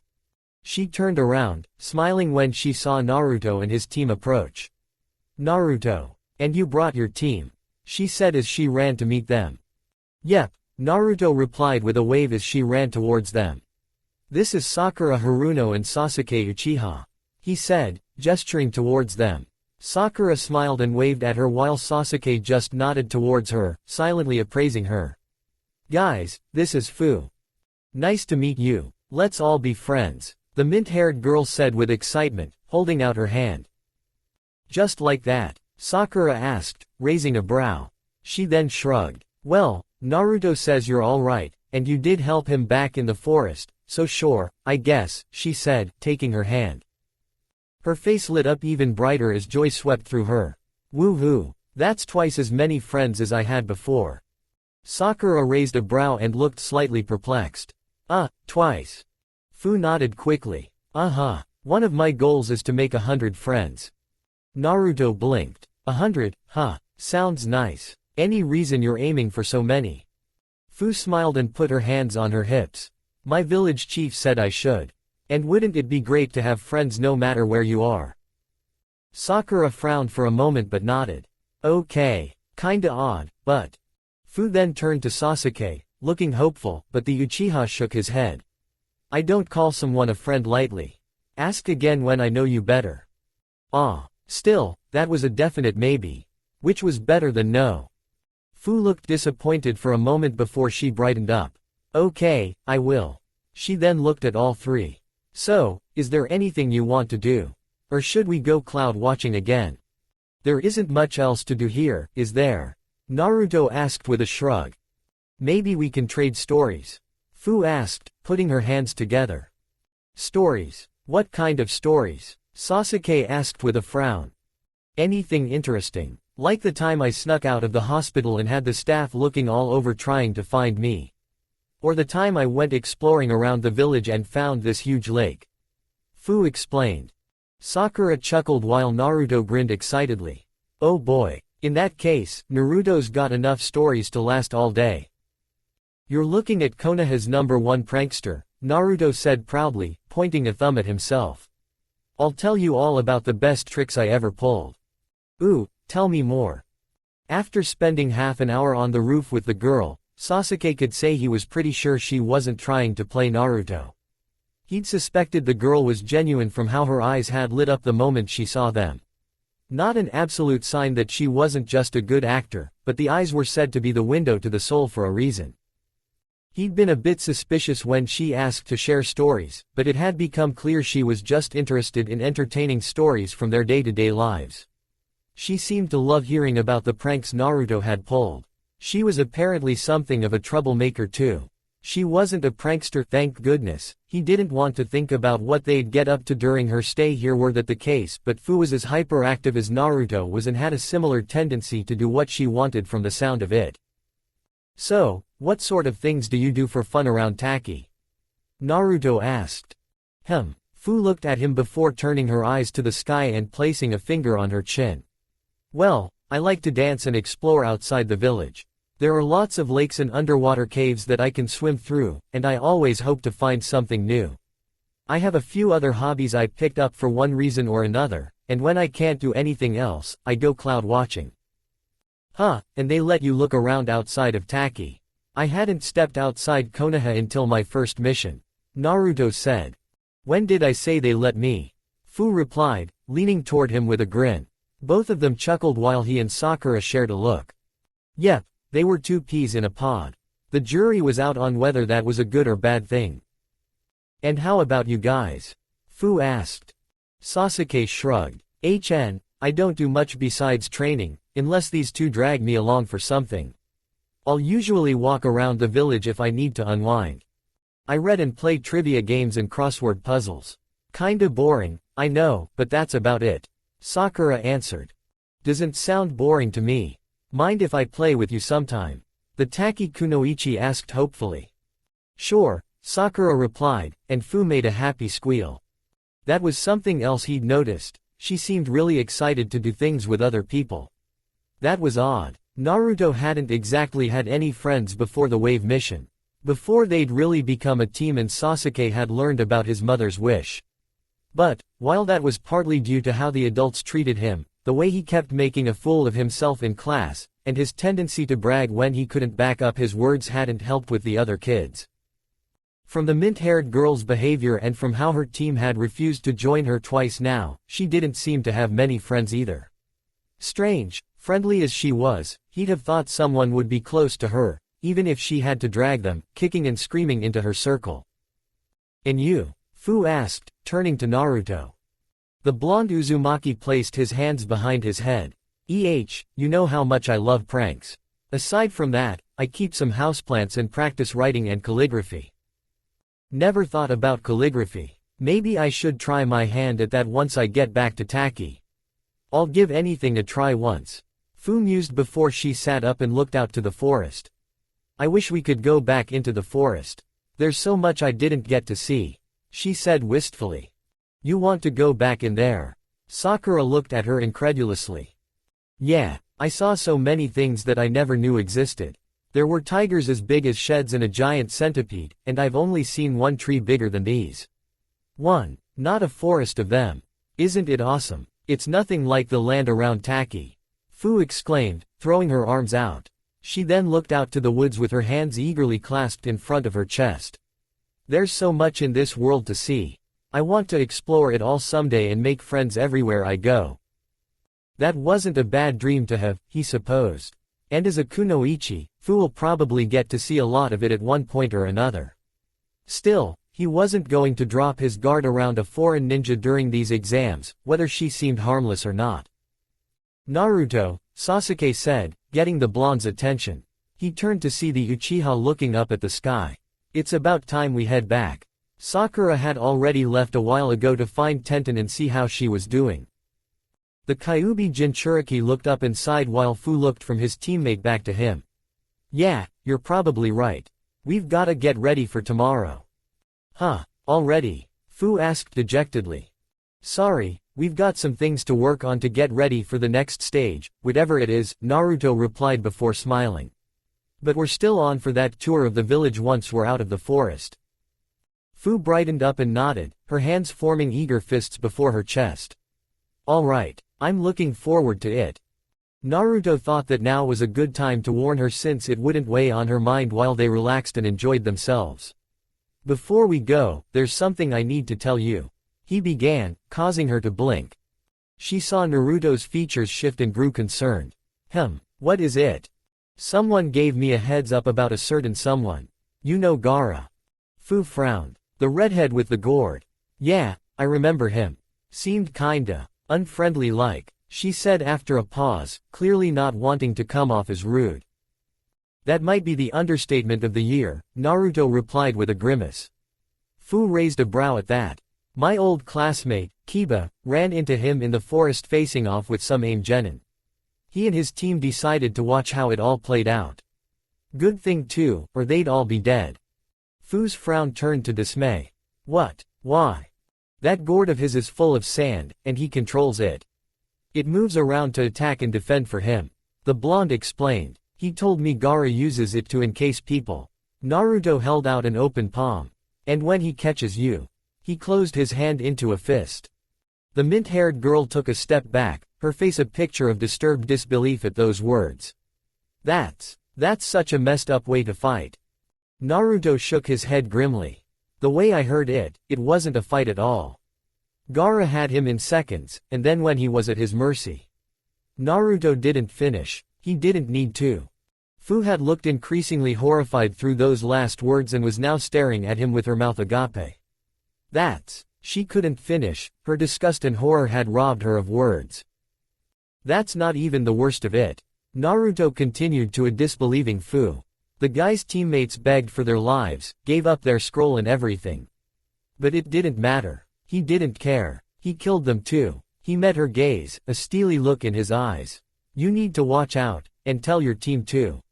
She closed her eyes for a second, and when she looked at him, all of her usual cheer was gone.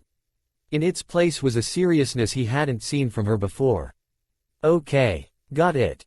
They parted ways soon after, and now Naruto and Sasuke were walking the halls in silence. The blonde stopped and blinked as they neared the room when a familiar voice reached them. So, this is where you guys is staying for now, said a voice that just sounded done with everything.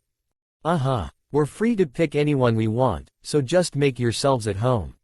No offense, but you guys look like you can use a rest. Sakura said. You don't know the half of it, he heard Ino say. He rounded the corner to find that, sure enough, Sakura was standing with Team 10 in front of their room. Well, look what the cat dragged in, Naruto said as he and Sasuke joined them. Glad you guys made it. Sasuke. Ino cried happily. You look great. I was so worried when Sakura told us what happened to you. Was Sasuke's patented response. He felt sorry for Ino. It was pretty obvious, even to him, that Sasuke just wasn't into her. And with how long she'd been at it, he didn't see that changing anytime soon. Well, nice to see you've made a full recovery, Choji said. I guess we were right about how this is all going to go down, Shikamaru commented. They didn't need any further explanation on what he meant. Yep. We're just going to have to hope for the best, I guess. Naruto replied. I was afraid you weren't going to make it for a second. How'd you guys manage out there? It was horrible, Choji groaned. We ran out of food after we left you on the second day. And whose fault was that? Ino snapped at him. Besides, you should take it as a lesson. She crossed her arms. Sometimes, there's no way we'll be able to bring enough rations to keep us full for a whole mission. We need to learn to live off the land at some point. Naruto raised a brow. Were they just now learning that? It looked like Kakashi-sensei wasn't the only jonin who needed to kick it in gear. Hell, he didn't even know why they were complaining. At least they brought food. His team hadn't brought anything but water. He saw Sakura sigh and shake her head. It looked like she thought so too. I didn't think we were going to make it back there. We kept running into guys that were stronger than us. Ino groaned. If we hadn't got the drop on those 3 from AIM, we'd still be out there. Well, at least you made it here soon enough to kick your feet up for a bit, Naruto replied. With you guys here, all of this year's rookies made it. Shikamaru raised a brow. Really? Kiba's team's already here, huh? Yeah, they were here before we were, Naruto said before something occurred to him. Hey, Sakura. You give them the heads up Kiba gave us yet. Sakura shrugged. I was going to once they got settled in.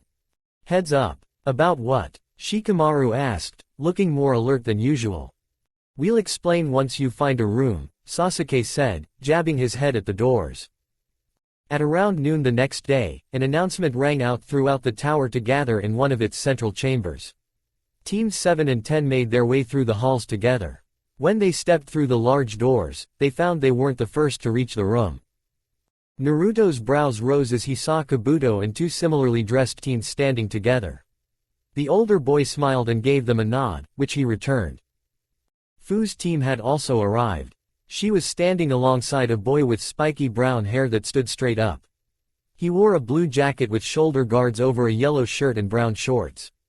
Beside them was a taller boy with straight black hair that went down past his shoulders, a gray shirt, and matching pants. The Suna team was there too. Fu was glancing warily at Gaara before she noticed Naruto's team. She smiled and waved at Naruto and his team, and he and Sakura did the same. Sasuke just settled for a nod. He briefly glanced at Gaara himself, standing at the lead of his team with his arms crossed. Then he looked at all the people lined up facing them. Finally, there was Lee's team. Alongside the two he recognized, there was another. He had long brown hair and wore a beige shirt with dark brown shorts and bandages around his left arm and leg. His eyes were the same featureless white as Hinata's. It had to be that Neji guy Lee mentioned. There stood the third Hokage in the middle of Anko, Ibiki, and one other man he didn't recognize. A man clad in the standard attire of Konoha ninja. He had short brown hair and a bandana-style forehead protector. He had dark circles under his eyes as if he hadn't slept well in a long time. Behind them stood the Jonin sensei of the genin who passed. Kakashi was there, as was Guy, but that was it as far as people he recognized. There was a tall man with brown eyes, olive skin, short black spiky hair, and a beard. He wore a standard Konoha uniform, as most did, but his sleeves were rolled halfway up. He also wore a sash that had the kanji for fire around his waist. He had a pair of black bangles and bandages wrapped around the arms of his sleeves. Another was a slender brunette woman with long untamed hair reaching her upper back and red eyes with an additional ring. She wore makeup consisting of red lipstick and purple eyeshadow and wore a red mesh armor blouse with only the right sleeve visible. Finally, for Konoha Jonin, there was a man with glasses and sandy blonde hair, wearing the standard Konoha attire. There were a few other Jonin from other villages. One had to be Fu's sensei. A man with spiky black hair and tanned skin like hers. He wore a dark violet vest with two scrolls attached to it, a light violet turtleneck, and dark green-colored pants. Another was a man from Oto, which Naruto realized meant those three had passed too. He wore a purple flak jacket with a black shirt and matching pants. He had chalky white skin with long black hair tied in a ponytail. And lastly, a tall Suna Jonin wearing their village's version of the standard shinobi attire. He had red markings on the right side of his face, the only visible part of his head, with the rest being covered by his turban-like headgear and by a sheet hanging from it on the left side of his face. The two teams took their places, and slowly the others began to trickle into the room. Kiba's team was next, followed by the Oto genin. Naruto smirked when Zaku threw him a dirty look, his arm still in a sling. Finally, Team Guy entered the room last. Enko wasn't kidding. Not even half of us made it out of that forest. Naruto observed as he looked around. Still, looks like we had a pretty big turnout. I wonder what they're going to throw at us next. Listen up. Lord Hokage is about to explain the third test, so you better pay attention. Enko announced, silencing the quiet murmurs that had been going on among the teams. Lord Hokage, they're all yours. The Hokage hummed an affirmative and stepped forward. First, before I explain what the third exam entails, I'd like to explain something about the Chunin exams themselves. Listen closely, I will now explain the true purpose of these exams. True purpose. What did that mean? Although, he had to say he'd thought it was kind of weird that they held these exams with other nations like this. I'm sure some of you have wondered why our village holds these exams together with our allies. To raise the standards of our shinobi and develop friendships across allied to be sure, but they hold a deeper purpose. Hiruzen said before closing his eyes. After a pause, he continued. They serve as a substitute for battle between allied nations. What does that mean? A voice Naruto didn't recognize asked. A glance told him it was the girl on Lee's team. He realized that had to be Tenten. In the past, all of these allied nations once fought with each other for power and influence. To avoid wasting lives, the nations selected champions to fight for their countries. While these exams certainly exist to determine which shinobi are worthy of becoming chunin, that is not their only purpose. They also exist so those prospective chunin may fight for the pride and prestige of their nations, at the risk of their very lives. Pride of our nations? Naruto asked. During the final stage of these exams, many leaders and prominent people will be invited to observe as guests. Those leaders will take note of the strength of each nation's shinobi. The better a village's young shinobi perform, the more favorable the impression they take away, and the more likely they are to hire the ninja of that village. Thus, these exams influence the number of jobs each village is likely to receive, as well as their power when negotiating with other nations. So why do we have to risk our lives? Kiba asked. Because a shinobi's true strength is only achieved when it's pushed to its limits. Such as in a life-and-death battle. It's because your life is on the line that you can display your true power and the power of your village. Thus you will fight with your lives, your dreams, and the pride of your village on the line. Just like Shibuki told me. Fu nodded to herself with a smile. Well, it's better than an all-out fight between nations, Naruto said, crossing his arms. Then he smirked. And it gives us a chance to show our stuff to every big name out there. Yeah, and every other village, ally or otherwise. Sasuke pointed out with a frown. Just get on with it, Gaara said impatiently. Very well. Listen closely, and I will explain to you the nature of the third exam. The Hokage said, placing his hands behind his back. The leader of Konoha was then interrupted as the Konoha shinobi in the bandana vanished, reappearing down on one knee in front of the old man in a burst of speed. Lord Hokage, before you do, please allow me, Hayate Gecko, proctor of the third exam, to speak. The now named Hayate said. Very well. The Hokage nodded. When the man turned, Naruto's brows rose. Now that he got a better look at him, he did not look good. The man had dark circles under his dull eyes. And as soon as he turned, he put his hand to his mouth and broke into a brief coughing fit. Is this guy sick or something? Naruto couldn't help but wonder. Before we actually explain the third exam, I need you all to do something. We're going to hold a preliminary exam to determine who will participate in the exam's final stage. Hayate explained once he calmed down. Whoa, preliminary. What do you mean? Shikamaru asked loudly. Knowing him, he was probably frustrated that there would be even more work for them. To be frank, there are too many participants remaining. Whether it's because of your talent or because the exams were too easy this year. As Lord Hokage said, VIPs from all over the nations will spectate during the final stage. As such, we can't afford to waste their time by having the third exam take too long. Hayate explained. He gave them a moment, his eyes roaming the assembled genin. When no one spoke up, he continued, anyway, we will begin immediately. Any who wish quit after these explanations, please come forward. What? Right now? Kiba asked.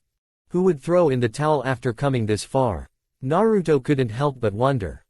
His question was immediately answered when Kabuto raised his hand. Excuse me, I'd like to forfeit, the purple-clad teen said.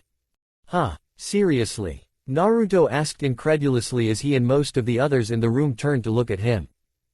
Sorry, Naruto, Kabuto said, rubbing the back of his head sheepishly. My team and I just got here. I got banged up pretty bad back in the forest.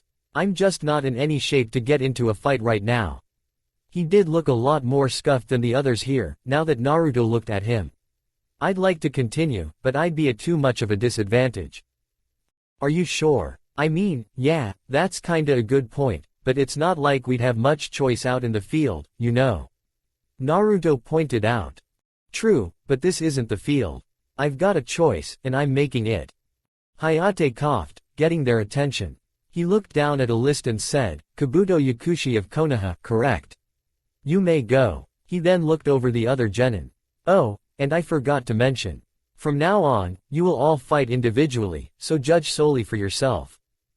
Naruto watched as Kabuto left before turning to the proctor.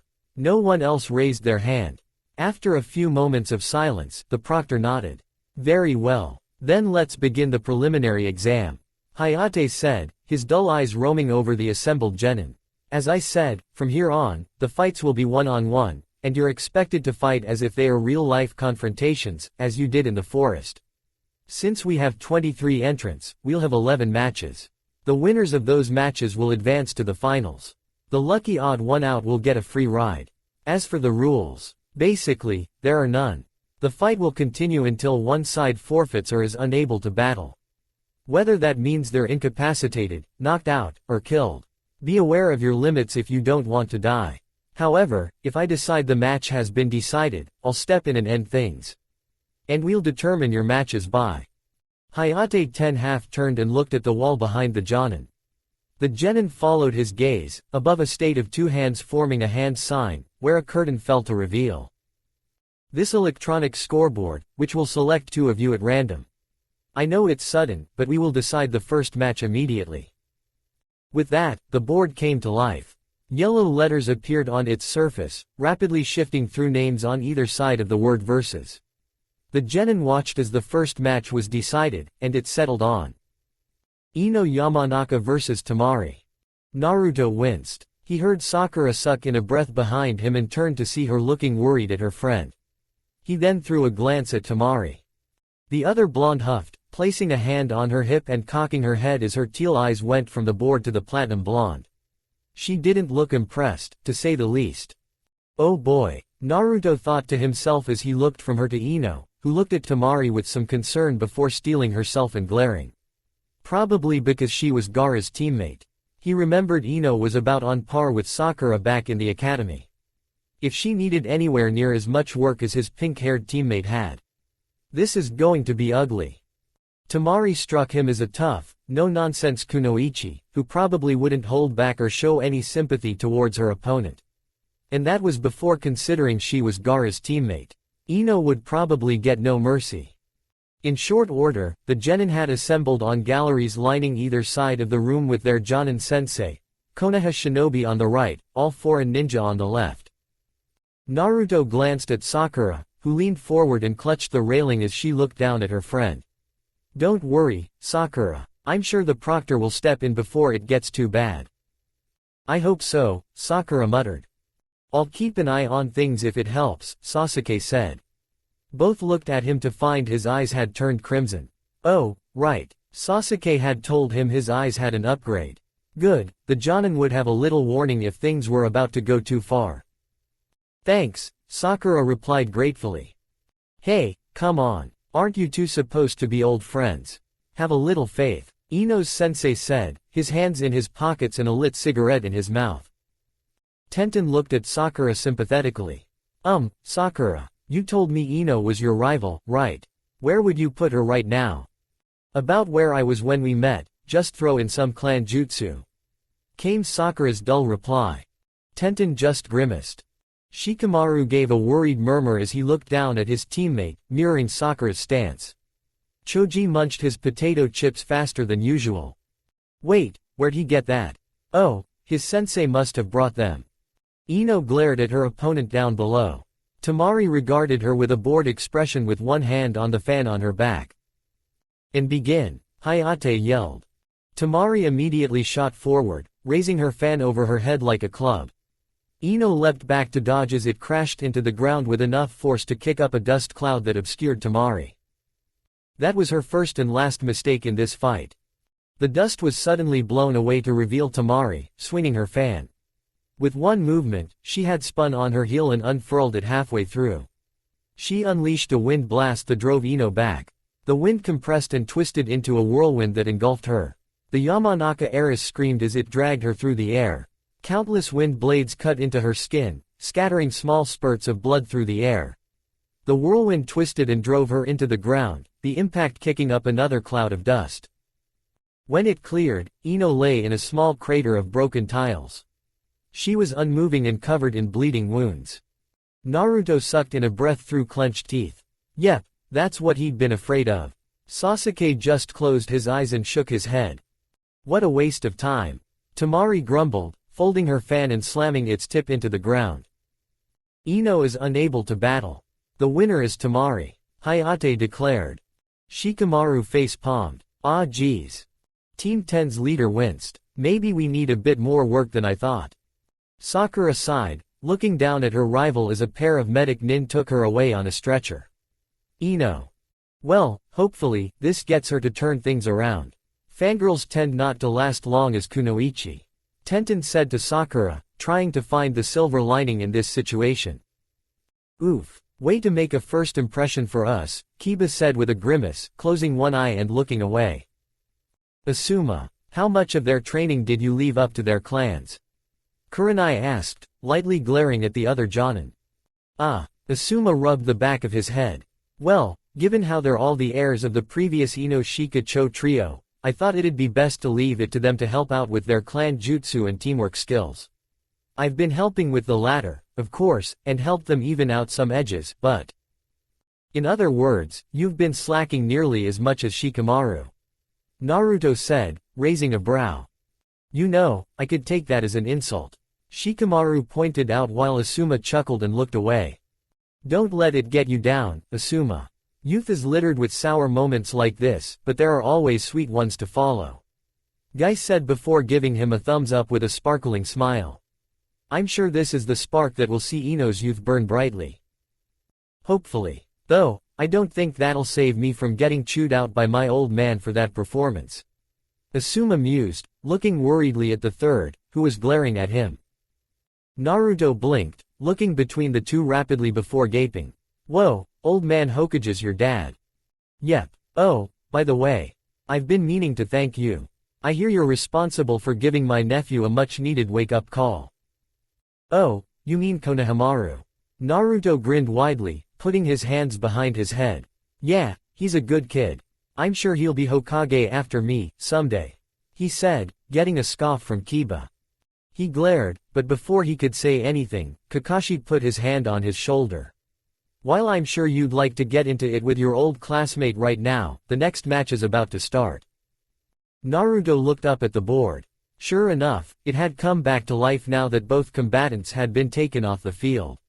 They all watched, Lee raising an eager fist as they waited to see the next match-up. Gichchi vs Kiba in Izuka. All right, looks like I'm up, Kiba said with a wide grin, pounding a fist into his open palm. You ready, Akamaru? He asked the dog on his head, who barked back in response. That wasn't a name he recognized, and so Naruto realized there were only two people it could be. Just as he'd guessed, he saw one of the Taki shinobi, the one with black hair, began to walk towards the arena. He couldn't make out what was said, but it looked like Fu said something, but he couldn't see any response from her teammate. She took a few steps back and rested against the wall. Naruto frowned but remained silent as Kiba jumped over the railing and quickly took his spot while the Taki nin took the long away.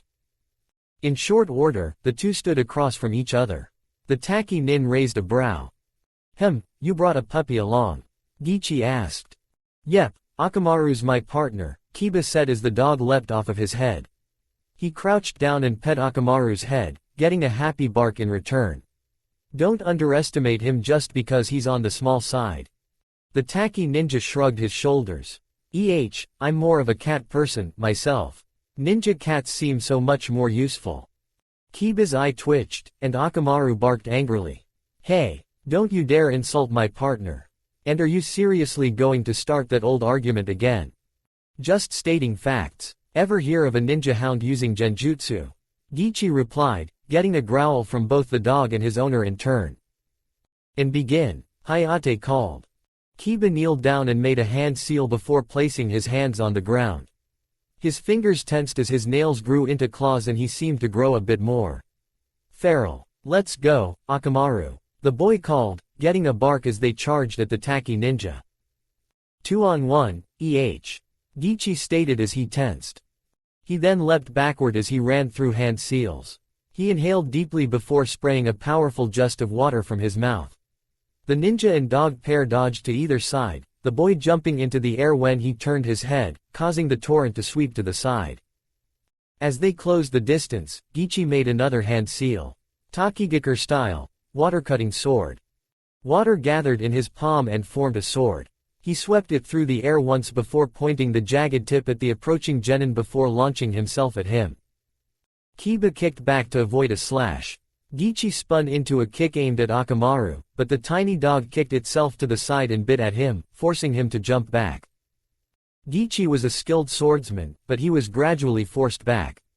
Kiba would duck and weave around his watery blade as Orochimaru proved an agile and hard-to-hit target, keeping the tall boy from really pressing his master. Eventually, he kicked back, flipped his sword into a reverse grip, and tossed it at Kiba like a javelin. The Inuzuka ducked under the blade, which stuck in the ground and melted into a puddle. The boy dropped a smoke bomb from his pouch, which immediately exploded into a smokescreen. As Kiba charged towards it, a hail of kunai erupted from the smog. He and his dog dodged to opposite sides, sliding across the ground before launching themselves at their hidden foe. "Ha! If you think something like that's going to slow us down, then you've got another thing coming," Kiba said. They entered the quickly vanishing cloud from nearly opposite directions. The sound of a blow rang out the moment before the last of the smog faded, revealing Gichchi falling back, Kiba's claw on his face, and Orochimaru biting into his leg. Or so it seemed, as Gichchi fell apart into water. "What?" Kiba exclaimed. "That's," Sakura began, recognizing a water clone just as he and Sasuke did. The real Gichchi emerged from a puddle behind them both, hands running through seals. Water style, water prison. Water on the ground rose and encased the boy and his hound, immobilizing them in a sphere of water. "Well, that's game," Gichchi said. Kiba gritted his teeth from within the water and glared at his opponent, but there was nothing else he could do. "Kiba is unable to battle. The winner is Gichchi," Hayate said. "Yes, way to show what Taki ninja are made of," Fu cheered from her spot above. "And now we're 0 for 2. We're off to a great start," Shikamaru grumbled. Gichchi released his prison and put his hands in his pockets as his opponents landed on their feet. "Good match. Maybe pay more attention to your surroundings, though. I wasn't trying to hide back there, I was trying to keep you from thinking about the water." "Yeah, thanks for the advice," Kiba said, begrudgingly, as he rose to his feet. "You're pretty good. See you around," Gichchi said, walking back and waving over his shoulder. A bitter-looking Kiba made his way back to his team, glaring down at the floor. Kurenai sighed. Kiba's going to be nursing that blow to his pride for a while. Naruto chuckled. Serves him right for having such a big head. Sakura giggled at his side. "Oh, that's rich, coming from you. Who is it who said he'd introduce everyone's faces to the floor again?" Sasuke wondered aloud, smirking at him. Naruto rubbed the back of his head with a sheepish grin. "Ah, come on, guys. Don't gang up on me like that. Well, looks like it's time to put your money where your mouth is," Kakashi-sensei said, drawing his attention. He pointed him to the board above, which had settled on the next match. Naruto Uzumaki vs Neji Hyuga. Naruto grinned, confident as he stared at the board, raising a fist in front of his chest. "Yes, my turn. Time to show what I can do." Kiba snickered, having retaken his place with his team. "I don't know what you're so happy about, you just crapped out." Naruto turned to glare at his former classmate as Neji scoffed and made his way down to the arena below, his face blank. "And what's that supposed to mean?" Guy chuckled. "I'm afraid Kiba's right on this one, Naruto. Out of my whole team, no. In fact, I'm certain he's the strongest genin of our village." "Says you," Naruto scoffed. "Guess I'll just have to prove you wrong." "Don't lose down there, Naruto," Sakura said. "I'm expecting to see you in the finals. Don't disappoint me," Sasuke added. "Don't worry, you guys. I'll be back up here in a minute," Naruto replied, confident as he leapt down to the floor. Hinata gazed at the blonde worriedly. "Naruto. He's doomed," Kiba said, leaning against the wall behind him with his hands in his pockets. "I wouldn't be so sure," Shikamaru said. "Trust me, we saw him in action back in the forest. He's not the Naruto we knew anymore. Well, it's only to be expected that he'd grow by leaps and bounds. That's the beauty of youth. But I'm afraid it won't be enough to overcome Neji's skill," Guy said, closing his eyes and crossing his arms. "You sure about that, Guy?" Kakashi asked, at ease. "How about we make a wager?" That was the last thing Naruto heard before he was out of earshot. In short order, he found himself standing across from Neji. The older boy seemed unimpressed. I had thought some of this year's rookies seemed interesting, but to think you're the one I'd have to face, the Hyuga mused aloud. I was hoping for a challenge. Naruto glares at the Hyuga. You underestimate anyone, you die. The old man taught me that. He was sure the third was happy he actually listened. Yeah, I sucked at the academy. But you know what? Who gives a damn, it doesn't matter how many times you fall. You keep getting back up and back at it till you reach your goal. Everyone can call me dead last till they are blue in the face. But I'll be the one smiling when I prove them all wrong. Nice speech. It'll be fun to watch when reality sets in. Your fate was decided the moment you were pit against me, Neji replied, getting into a fighting stance. Naruto scoffed, fate, huh? Get him, Naruto. Fu cheered him on. He sent a brief smile her way before turning his attention back to Neji. And, begin, Hayate announced. Bushy brow said this guy's stronger than he is. If Neji's fast enough to keep up with him, I should feel this guy out first. Naruto thought as he formed a cross-shaped hand seal. In a burst of smoke, 4 clones of Naruto appeared before him. Neji tensed, his brow furrowed as he watched 2 of them charge towards him as he slipped into a fighting stance. His eyes changed, veins bulging around his eyes as his solid white eyes changed. While still solid white, the shape of his pupils became visible. A dojutsu. As the 2 clones reached him, Naruto and the remaining clones vanished with the body flicker technique. 2 appeared behind Neji, one aiming high from a crouch from the left and the other coming down in an axe kick at his right. Without even turning, Neji sidestepped both and grabbed the grounded clone by the arm. Naruto watched from atop the statue. Clone immediately twisted his body and kicked at Neji. The Hyuga leaned back, the attack passing within inches of his face, and jabbed the clone. He only struck with 1 finger, but the clone was destroyed.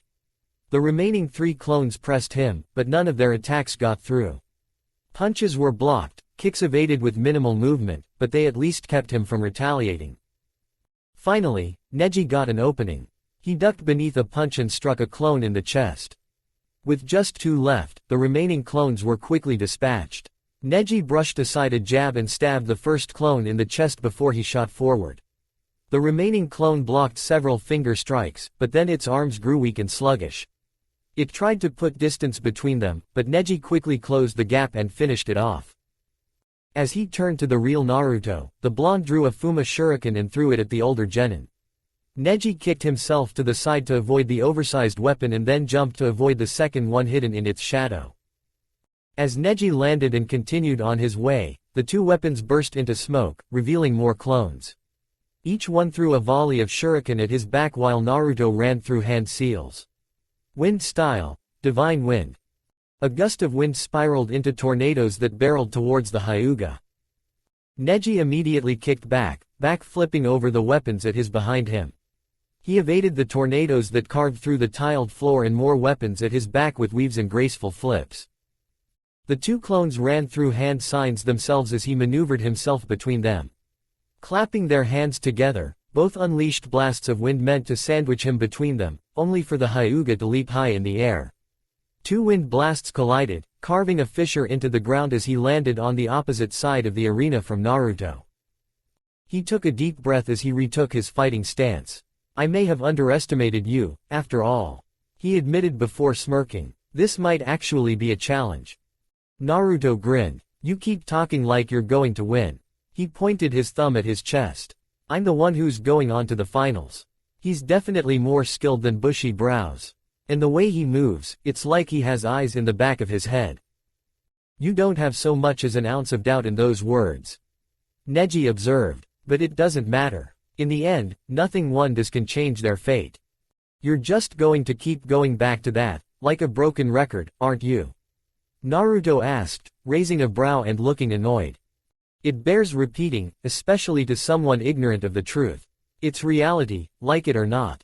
Fate determines everything, and what else could it have in store when pitting a top genin against the dead last of his class? That's not up to you to decide. Naruto said before forming the tiger seal. He vanished in a burst of speed, reappearing in the air above Neji with a downward kick. Neji blocked with his forearm, prepared to counter, only for his eyes to widen as Naruto formed another seal. Wind style, air bullets. Naruto unleashed his jutsu at point-blank range. Neji was forced to jump back, dodging left and right to evade the pellets of air as Naruto's clones came at him from behind. One clone leapt at him. Neji dodged a jab from the other and launched a strike at it, only for the clone to twist its body around the blow, turning into a sweeping kick that Neji ducked beneath. As that happened, Naruto created 8 more clones. The clones leapt out of the cloud, surrounding Neji. They all charged from every direction. Naruto grinned on the inside as he ran through seals. "I've got you this time." Then Neji gasped. His eyes widened briefly, and then narrowed. Suddenly, the next blow from one of his clones was blocked. Not by any sort of movement, but a field of visible chakra. Then, Neji began to spin. Rotation. "It can't be." Naruto heard Hinata cry from the audience above. He watched as a spinning dome of chakra formed around Neji. It carved a circle into the stone around him before it expanded. Naruto jumped back, but his clones were too close and were destroyed in an instant. "Damn it!" Naruto cursed under his breath as he landed in a crouch. For a moment, Neji stood there, staring at the ground. Finally, he looked up at Naruto. "Clever," he acknowledged. "You're quite the tricky opponent, aren't you? Aside from that opening, every move you've made was meant to lure me or conceal something else.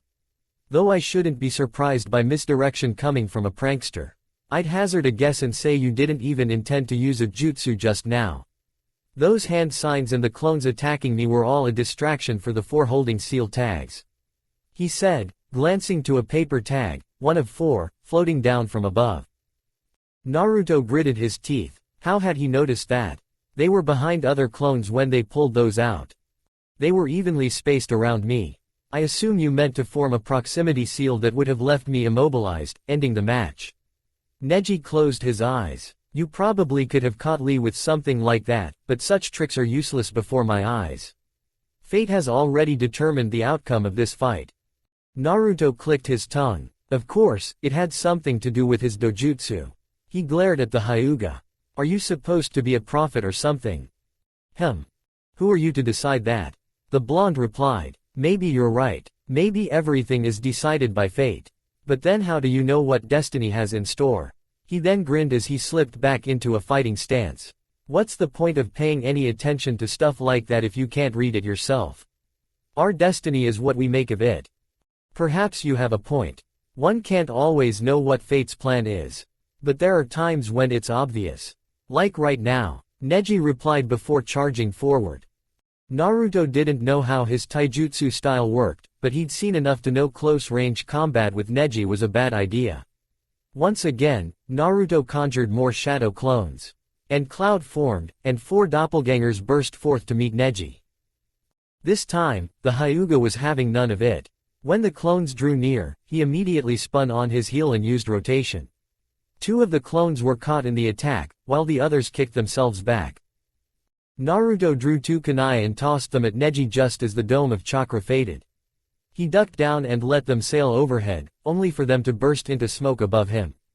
2 more clones appeared, one bringing down a fist, the other making an axe kick.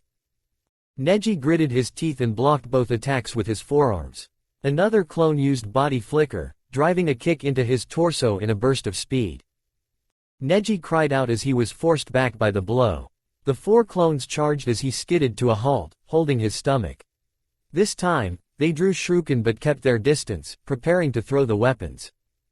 Neji took a breath and slipped into a stance Naruto hadn't seen before. His legs spread further apart as he held one hand before him, palm parallel to the ground and the other high in the air behind him. He suddenly moved as the weapons were thrown, faster than Naruto had seen him move until now. He slapped them out of the air, closing the distance and destroying the clones in a few short moments. Before Naruto could do any more, Neji vanished. The blonde sensed him appear behind him and turned just in time to deflect a strike, brushing it aside and careful not to let Neji touch him. The Hyuga didn't give him a chance to form another hand sign, making rapid strikes aimed at his torso. Naruto deflected or dodged every attack but was on the defensive. Finally, Naruto tried to leap back, but Neji saw it coming and was on him immediately. While he deflected a blow aimed at his chest, the next attack him home. He just barely managed to twist so that the blow struck his side. He grunted as pain lanced through his side. Thinking quickly, he dropped a ball of explosive seals out of his pocket. It was a small one, but both he and Neji still had to jump back to avoid the blast. That gave him enough time to prepare before Neji shot through the cloud of smoke. The next blow hit him in the chest, but he burst into smoke at the last second, a log falling to the ground in his place. He came down on Neji from above, crashing into the ground with enough force to shatter the tiles and kick up a cloud of debris as the pale-eyed boy leapt back. Naruto formed a hand sign, inhaled, and unleashed a single massive bullet of air. Neji kicked to the side to dodge before dancing around the smaller pellets that followed. It put some distance between them, but then Neji re-entered that stance he used earlier, and Naruto knew his newest plan was dashed. Neji shot forward, and Naruto saw only one move he could use to counter. 8 trigrams. Glowing chains burst from his back to Neji's shock. They tore through the ground like butter, losing no speed before bursting out between him and Neji, forcing the Hyuga back.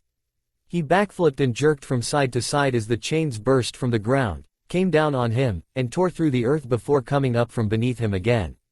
Finally, they burst out from all around Neji, only for the Hyuga to spin into another rotation. The chains were forced back and vanished. Damn, I was hoping to save that for later. Naruto cursed under his breath. What was that? Neji asked with a frown. Naruto smirked cryptically, wouldn't you like to know, Mr. Fate? The way he dodged my chains. He must be able to see chakra like Sasuke. That wasn't good. He'd found one of the advantages with those chains was how fast they could tear through the ground. They could pop out at any moment and blindside most opponents. But Sasuke's Sharingan could see chakra. During their spars, the Uchiha could see the chains moving through the ground and knew when and where they'd pop up. Neji's dojutsu must let him see chakra too. Hope you're ready because it's time I finish this. Once again, the chains erupted from Naruto's back, curling around in the air above him and launching at Neji. The Hyuga jumped back to avoid the chains and then leapt into the air as they burst from the ground beneath him. Naruto immediately dismissed his chains and vanished with a body flicker. He reappeared in front of Neji, kicked him in his chest, sending him reeling back as he formed a hand seal. He fired another air bullet at Neji, but he encased his hand in chakra, struck the blast with a palm strike, causing it to burst. Neji landed and threw shuriken. The Kyuubi Jinchuriki used a single chain to pull himself out of the way into the ground.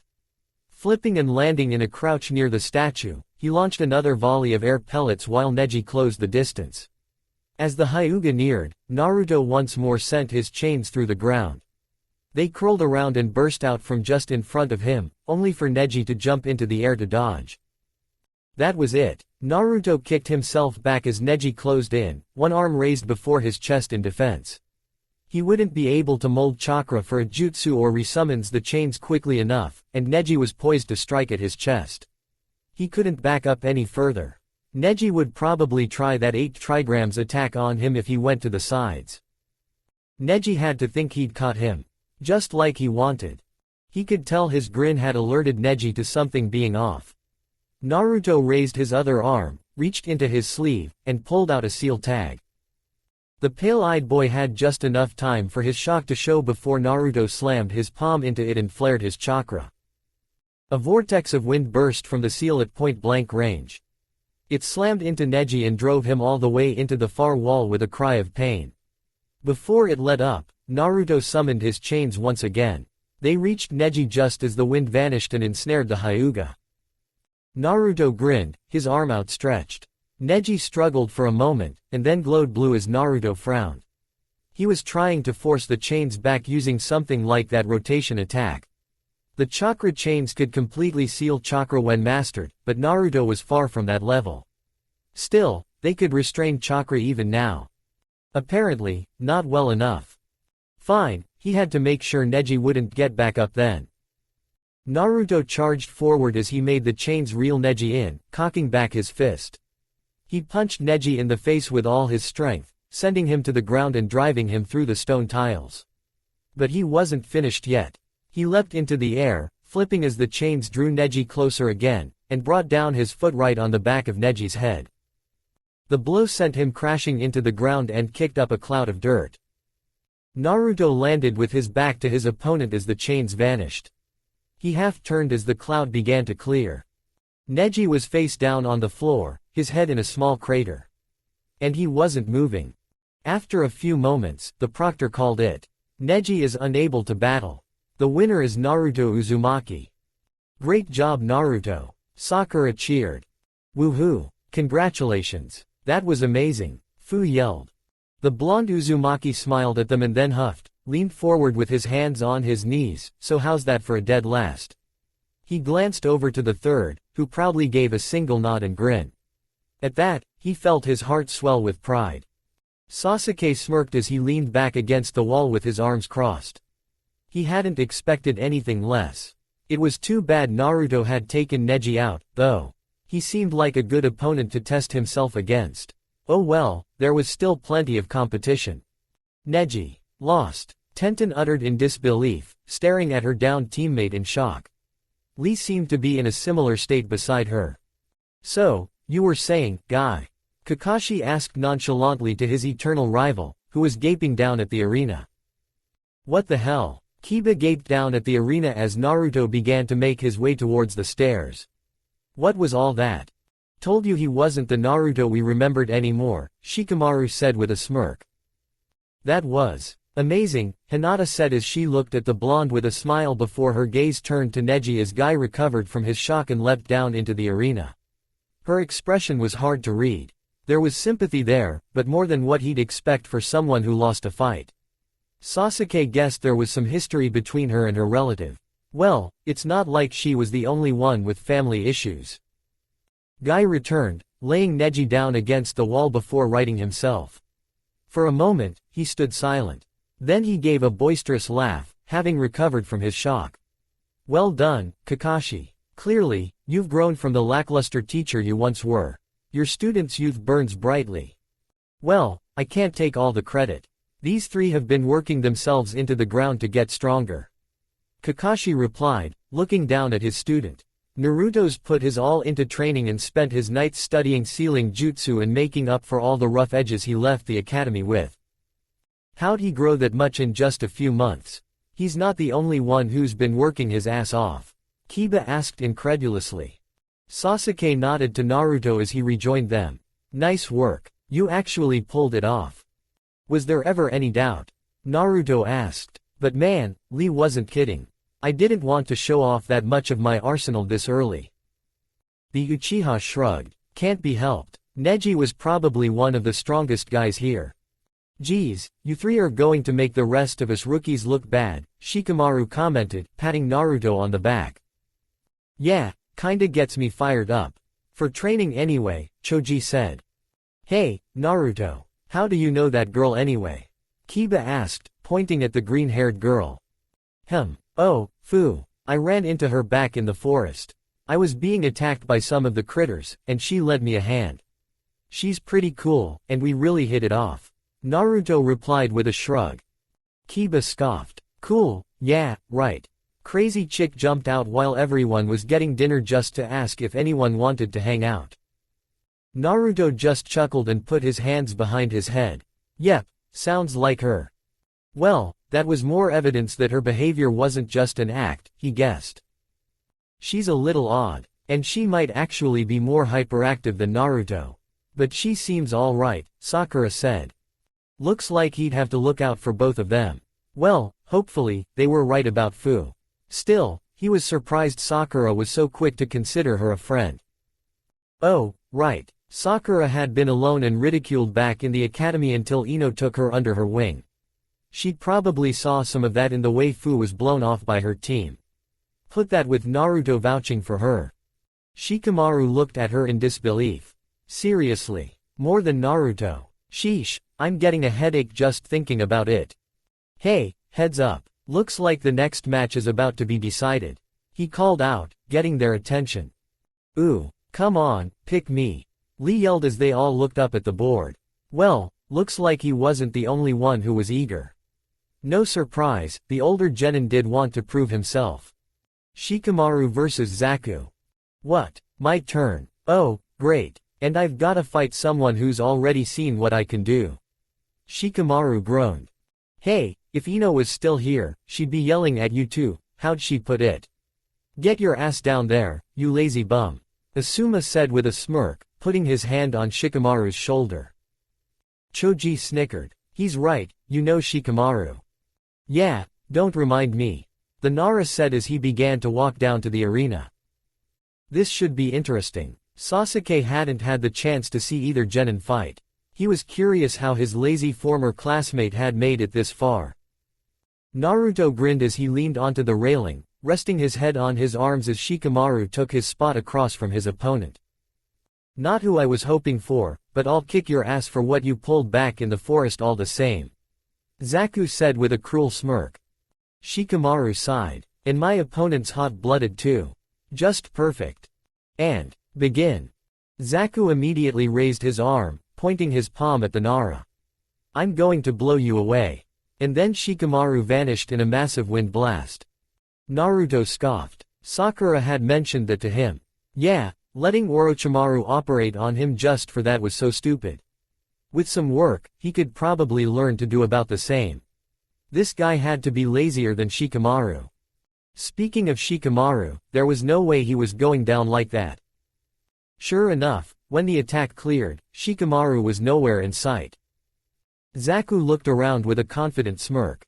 Yeah, that's right. Run and hide. Zaku jumped backward as a kunai came down from above. He turned his head upward to see Shikamaru looking down on him. But as he raised his arm, his attention was drawn back to the kunai and the explosive tag on it. He kicked back to escape as the kunai erupted. When he looked back up, Shikamaru was gone. Then, a shadow shot out of the cloud, growing along the ground and speeding towards him. Like you can catch me with something as simple as that. He yelled as he leapt away. It stopped and then was pulled back towards the disappearing cloud. There, not too far when his first position, stood Shikamaru, his hands in his pockets. Done running? Zaku asked, still smirking arrogantly. He then pointed his palm at the Nara air. Shikamaru chuckled. Yeah, all that dodging was such a pain. Zaku grinned, but then a flash bomb exploded behind Shikamaru, trapping the Oto genin in his shadow. What? No! He shouted as Naruto and many others averted their eyes from the glare. When it cleared, Zaku was now mirroring Shikamaru. Well, I guess it's about time I finished this. Shikamaru mused. Zaku grit his teeth. Oh yeah, what are you going to do? All this does is force me to imitate you. You can't do anything to me without hurting yourself. And as soon as this jutsu runs out, all. He never got to finish as Shikamaru suddenly bent backward. He went so far he fell back and had to prop himself up with his hands. Zaku was forced to do the same thing. And slammed his head right into the wall he'd been maneuvered in front of. You really need to pay more attention to your surroundings, Shikamaru said to his now unconscious opponent. Zaku has lost consciousness. The winner is Shikamaru, the proctor declared. Naruto smirked. For all his laziness, his old classmate had a good head on his shoulders. Nice one, Shikamaru. That was pretty cool, the blonde said as Shikamaru rejoined them. The Nara rubbed the back of his neck. Wasn't exactly aiming for cool. It was just the easiest way to take him down with what I had. Come on, pick me, Lee said eagerly, his hands gripping the railing as he stared at the board above. Naruto looked up just in time for the next match to be decided. Shino Aburame vs Gaara. Ooh, tough break, Shino. Naruto thought as he and many other genin looked to Shino with sympathy. Kiba gritted his teeth and cursed under his breath. The scion of the Aburame clan immediately raised a hand. I forfeit. What, Shino? Kurenai looked at her student in shock. The proctor raised a brow but nodded. Shino has forfeited the match. The winner is Gaara. I'm so sorry, Shino. Hinata said beside him. Shino sighed. It is what it is. Nothing at my disposal could circumvent Gaara's sand. I feel like we're missing something here, Kurenai said, looking from one student to another with a frown. Kiba glared across the chamber at the sand wielder. Yeah, we saw him back in the forest. The guy's bad news, he said with a slight growl. He went out of his way to kill an entire team, even after he had their scroll. Shino continued, seeming calmer than his teammate. I see, Kurenai answered, now frowning at Gaara. She then closed her eyes. If you can't think of a way around his style, then that was the right call. Naruto sighed. He'd have at least tried to fight, but then, he felt he could find a way to win. And unlike him, Shino had actually seen what Gaara could do firsthand. He could respect the other genin's choice. He looked back at the board as names ran across its surface. Sakura Haruno vs Choji Akamichi. Looks like you're up, Sakura, Naruto said back at the pink-haired girl. Guess so. See you in the finals. Sakura replied before she made her way to the stairs. Choji hung his head and groaned. A few months ago, I'd have been relieved to see that. Shikamaru clapped him on the shoulder. Hey, relax. Just get down there and try your best. Now, quit moping and head out. You're not going to let yourself get shown up by a girl, are you? He said before shrugging. Not that fighting one's much classier, but my point stands. Choji sighed before making his way towards the stairs. Right about now, Ino would probably call him fat to get him fired up. But that's not my style, Shikamaru noted as he watched his old friend join Sakura below. Give it your all, Choji. You got this, Sakura. Naruto shouted. You can do it. Take him down. Fu yelled from her place on the other side of the room. Begin. The proctor yelled. Choji immediately formed a hand seal. His torso expanded into a massive, round mass before his head and arms pulled in like a turtle's. Human boulder. The Akamaiki barreled towards Sakura, who raised her arm above her head and punched the ground, kicking up a cloud of dirt. Choji plowed through it, only to reveal broken tiles and a hole in the exposed earth. Sakura was nowhere in sight. Shikamaru sighed. Yep, I knew that would happen. Well, at least one of us will get to the finals. Naruto frowned at the lazy genin. Shikamaru, what the hell? Don't you have any faith in your teammate? Of course I do, Shikamaru replied with a shrug, rubbing the back of his neck. But I also know what he can do. He's got a lot of potential, more than he knows, but right now, he's a one-trick pony. He doesn't have any way to deal with an opponent who can avoid that attack. He said as he watched Choji spin around. Sakura then burst from the tiles on the other side of the arena. Choji immediately changed direction and moved after her as she ran through hand seals. Naruto rubbed the back of his head. Yeah, I see what you mean. And knowing Sakura. He was cut off when the ground gave out below Choji once he was just a few feet away from Sakura. He yelled as he fell into a huge hole. Earth style. Mud spore. A wave of mud erupted from the ground before her and flooded the hole as Choji cried out. She stopped, and Naruto guessed Choji was probably buried up to his neck. He could hear him sputtering in the now mud-filled pit. She'll do that, he finished. The pink-haired girl smiled and put her hands on her hips. Choji is unable to battle. The winner is Sakura Haruno. Great job, Sakura. Naruto cheered. Woo, nice going. Fu cheered from across the arena. Sakura made a hand seal before leaping into the pit. 1 moment later, she came out and pulled Choji out with her, covered in mud from the neck down. Sorry about the mess. No hard feelings, right? Yeah, thanks for not leaving me down there, I guess, Choji said as he looked sourly down at the mud covering his body, flicking his arms and sending some onto the tiles. Don't mention it, Sakura replied. Guess I'm the last one, Sasuke mused as he looked to the still blank scoreboard. Well, you know how it is, Naruto said with a shrug. You've gotta start the show off strong. More like saving the best for last, Sasuke replied. Naruto then turned and smiled as Sakura rejoined them. Hey, congratulations, Sakura. Sakura smiled. Thanks, Naruto, she replied as she looked up at the scoreboard. I'm starting to feel like I can really pull my weight. Come on, pick me. I want to show everyone my strength. Lee said eagerly as the board came to life. Tenten vs. Kin. Lee slumped forward in disappointment. Tenten clapped him on the back. Don't worry, your time will come sooner or later. Now, if you'll excuse me. The brunette said as she started to make her way down to the arena. Good luck, Tenten, Sakura said. Naruto watched as the two kunoichi stood across from each other and stared each other down. And begin, Hayate called out. Kin immediately reached for her pouch and threw a 3 Senbon. Naruto noticed Sakura suck in a breath beside him as Tenten dodged to the side below. What's wrong? Naruto asked. That girl, she uses genjutsu based around bells. Bells she attaches to her Senbon. Sakura replied worriedly, gripping the rails.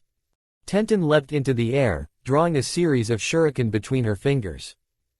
Kin smiled as Naruto grimaced. Tenten had just put herself right where the Oto Kunoichi wanted her. Kin pulled back with her hand and the tinkling sound of bells ringing echoed through the room. Tenten jolted in midair, her body seizing up. The shuriken fell to the ground before she grabbed at her ears. Kin burst into motion then, running forward and jumping up. She drove her fist into Tenten's solar plexus, knocking the wind out of her, before spinning and lashing out with a kick that sent Tenten into the far wall. Before the pink-clad girl could recover, Kin threw more Senbon her way, riddling her arms with needles before landing in a crouch. Tenten grit her teeth as she stood up, only to jerk as Kin picked something up off the floor, ninja wire no doubt, and pulled again, once more filling the room with the sound of bells. She charged forward as Tenten gripped at her ears. Blood ran down from the Konoha Genin's mouth as she bit her lip, the pain shattering the illusion. She reached into her pouch as she blocked a high kick with her forearm. Tenten pulled out a scroll while Kin kicked herself backward. The scroll burst into smoke before a hail of weapons burst out. The Oto Kunoichi's eyes widened as she backflipped and moved farther away, weaving around dozens of kunai and shuriken all the while. At the same time, another scroll shot into the air, unraveling as it went. More weapons rained down on Kin from above, and this time there were more than just kunai and shuriken. Naruto could pick out katana, tanto, kusarigama, and spears mixed in. As Kin dodged, Tenten shot forward, drawing shuriken and throwing them as she picked a kunai off the ground. Kin ducked under the ninja stars while the weapons coming down from above boxed her in as Tenten raised her blade. Then Kin lifted her hand, and a bell, this one only attached to a wire, was pulled back, its ringing heard by all. Once more, Tenten jerked while Kin lashed out, landing a kick square on Tenten's head. As Tenten was driven into the ground, pushing the scattered weapons aside, Kin leapt forward. She raised her fist and slammed it into Tenten's head, slamming her head into the ground. Kin stood up while Tenten stayed down. The match is over. Winner, Kintsuchi. Damn, Sakura grumbled under her breath. Tenten, Lee said. Guy sighed before vanishing, reappearing beside his student in a burst of speed. He picked her up and carried her back to her team, laying her beside Neji. She fought well, Kakashi noted. Sound-based genjutsu are difficult to deal with. That was probably one of the worst possible matchups for a long-range specialist. Guy hummed in agreement as he stood and sighed. Hopefully, they take these lessons to heart. After all, enduring hardships and using them to push yourself farther is not only the beauty of youth. He smiled. It is one of the core attributes of a great shinobi. Sakura raised a brow. Hopefully.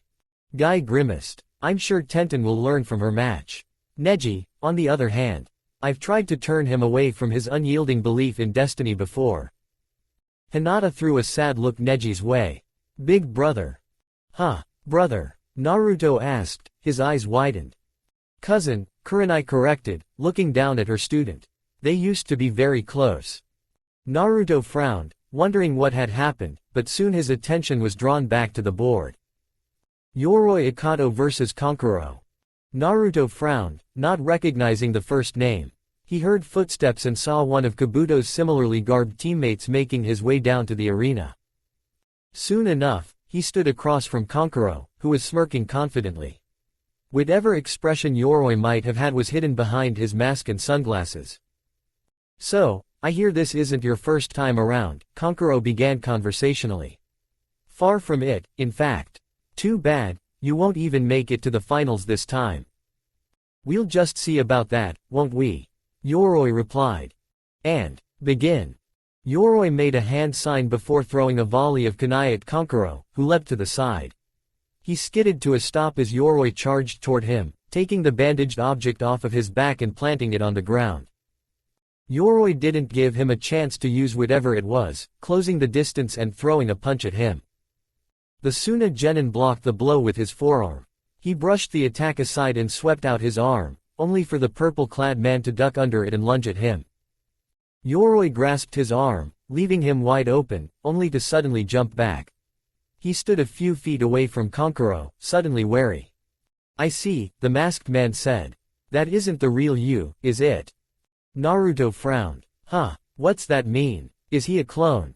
Kankuro smirked. He then dashed forward, launching a series of blows and kicks that Yoroi blocked and weaved around before jumping back to avoid an axe kick. Suddenly, Kankuro flew. Literally. He shot forward without kicking off the ground, charging towards Yoroi with his arm reared back. The purple-clad man had no chance to dodge and instead blocked with his forearm, only to let out a pained grunt as blades shot out of Kankuro's arm, slicing through flesh and spilling blood onto the tiles. Yoroi didn't let this affect him, spinning into a kick, only for Kankuro to fly above it, flesh splintering away to reveal the wood beneath. It dove down at Yoroi, only for him to drop a smoke bomb. It exploded into a cloud of smog, and in an instant, the young man charged out of it. "The real you has to be," he yelled as he charged towards the white object, sitting idly on the floor. Sure enough, it unwrapped itself to reveal Kankuro, who leapt backward the moment he was uncovered. The older genin was faster, however, and closed the distance almost immediately.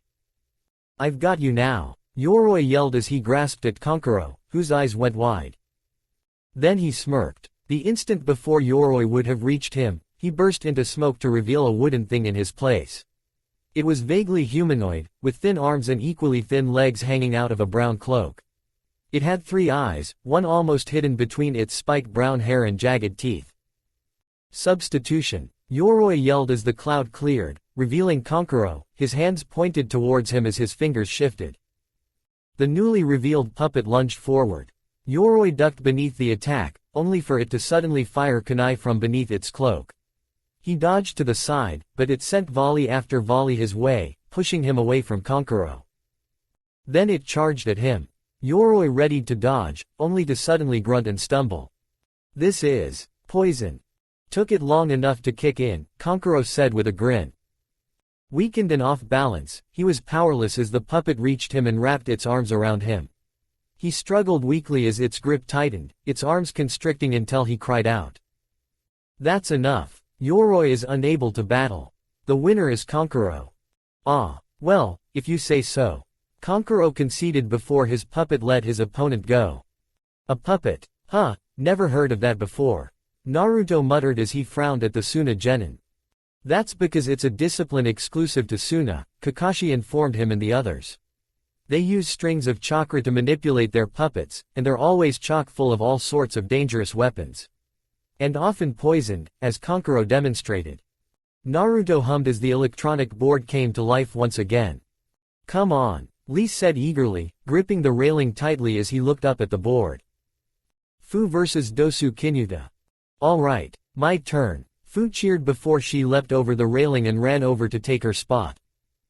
Dosu soon followed suit soon after, walking over to take his place across from Fu. Naruto gripped the railing as he frowned. Maybe he should have warned her about him too. From what Sakura said, his sound attacks were hard to deal with. He raised his fist. "Get him, Fu." Fu gave him a confident smile before turning to Dosu. "Don't hold back, okay?" she said as she slipped into a fighting stance, bending slightly at the knees with one foot swept back with her right arm was held in front of her.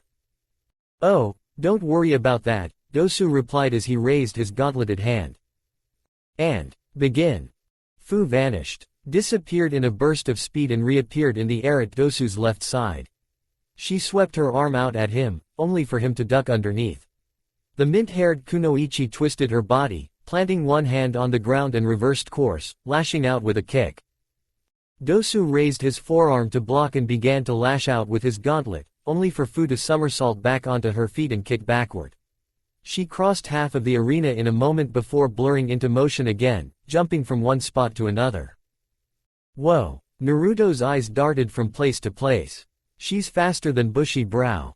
And it looked like he didn't need to warn her that the gauntlet was dangerous. Fu continued to jump around the arena, attacking Dosu on his left side at every opportunity before darting away. Is running away all you can do? Dosu asked. I don't know what the deal with that gauntlet is, but there's no way you'd just show it off like that for no reason, Fu replied as she jumped back. Well, give the girl a prize, Dosu responded before frowning as she vanished again. His eyes immediately shot up to where Fu stood on the ceiling above him. Fu came down in a blur. Takigaku hurricane. Dosu jumped back as she crashed into the arena amid small whirlwind and shattering tiles. The bandaged boy's eyes widened as a large section of the floor came flying at him, blowing away the dust cloud to reveal it had been kicked by Fu. It slammed into him and drove him into the far wall with a cry of pain. Fu followed after him, closing the distance in a moment and ready to continue her attack. Then Dosu banged his gauntlet against the wall, and shock filled Fu's face before it twisted in pain as she grasped at her ears. Naruto gripped the railing again, as did Sakura beside him. Oh no, he heard her say. Pretty good. You're quick on your feet, but you can't outrun the speed of sound. Dosu said, one hand on his chest as he stepped forward. The vibrations my gauntlet become sound waves. I can use them to attack my opponent's inner ear. And once that's damaged, you lose your equilibrium. I don't even need to hit you.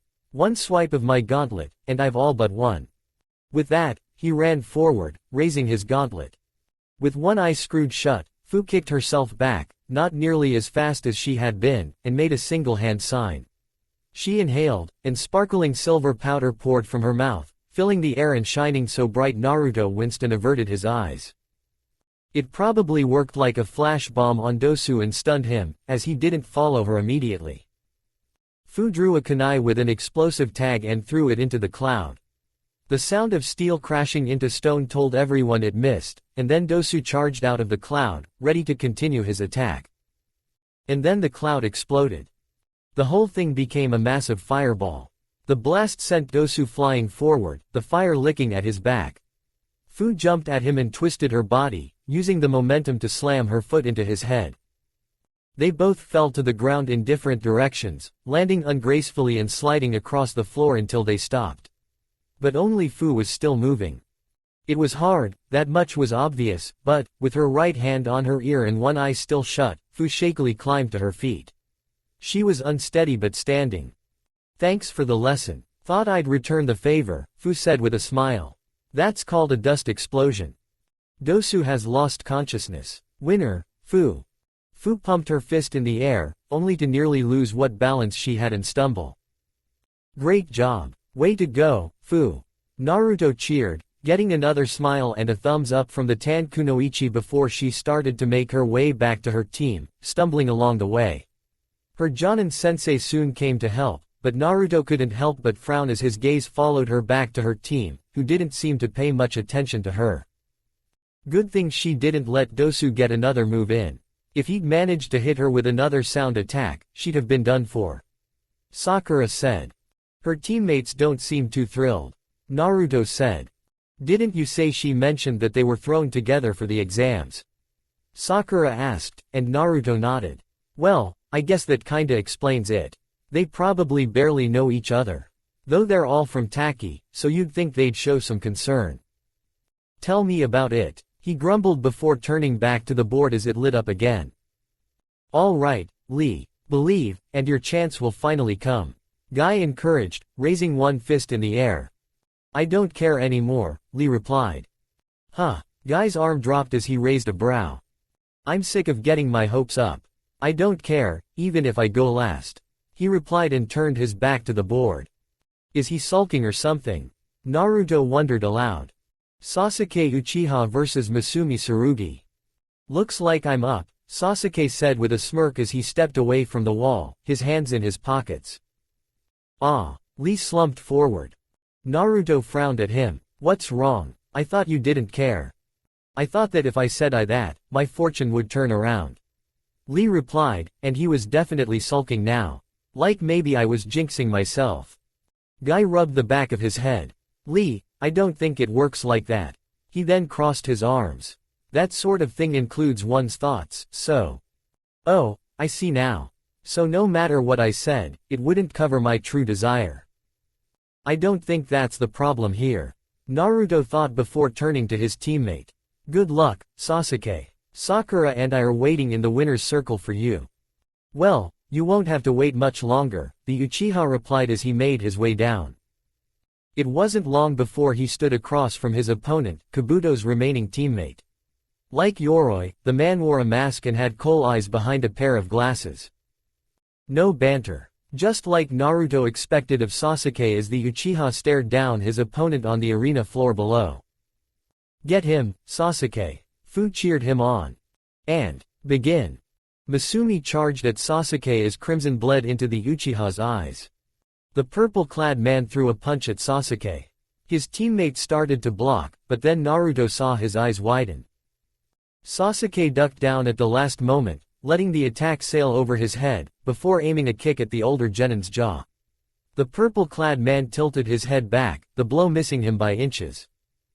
Sasuke threw himself away from his opponent, flipping through the air to land on his feet before kicking back.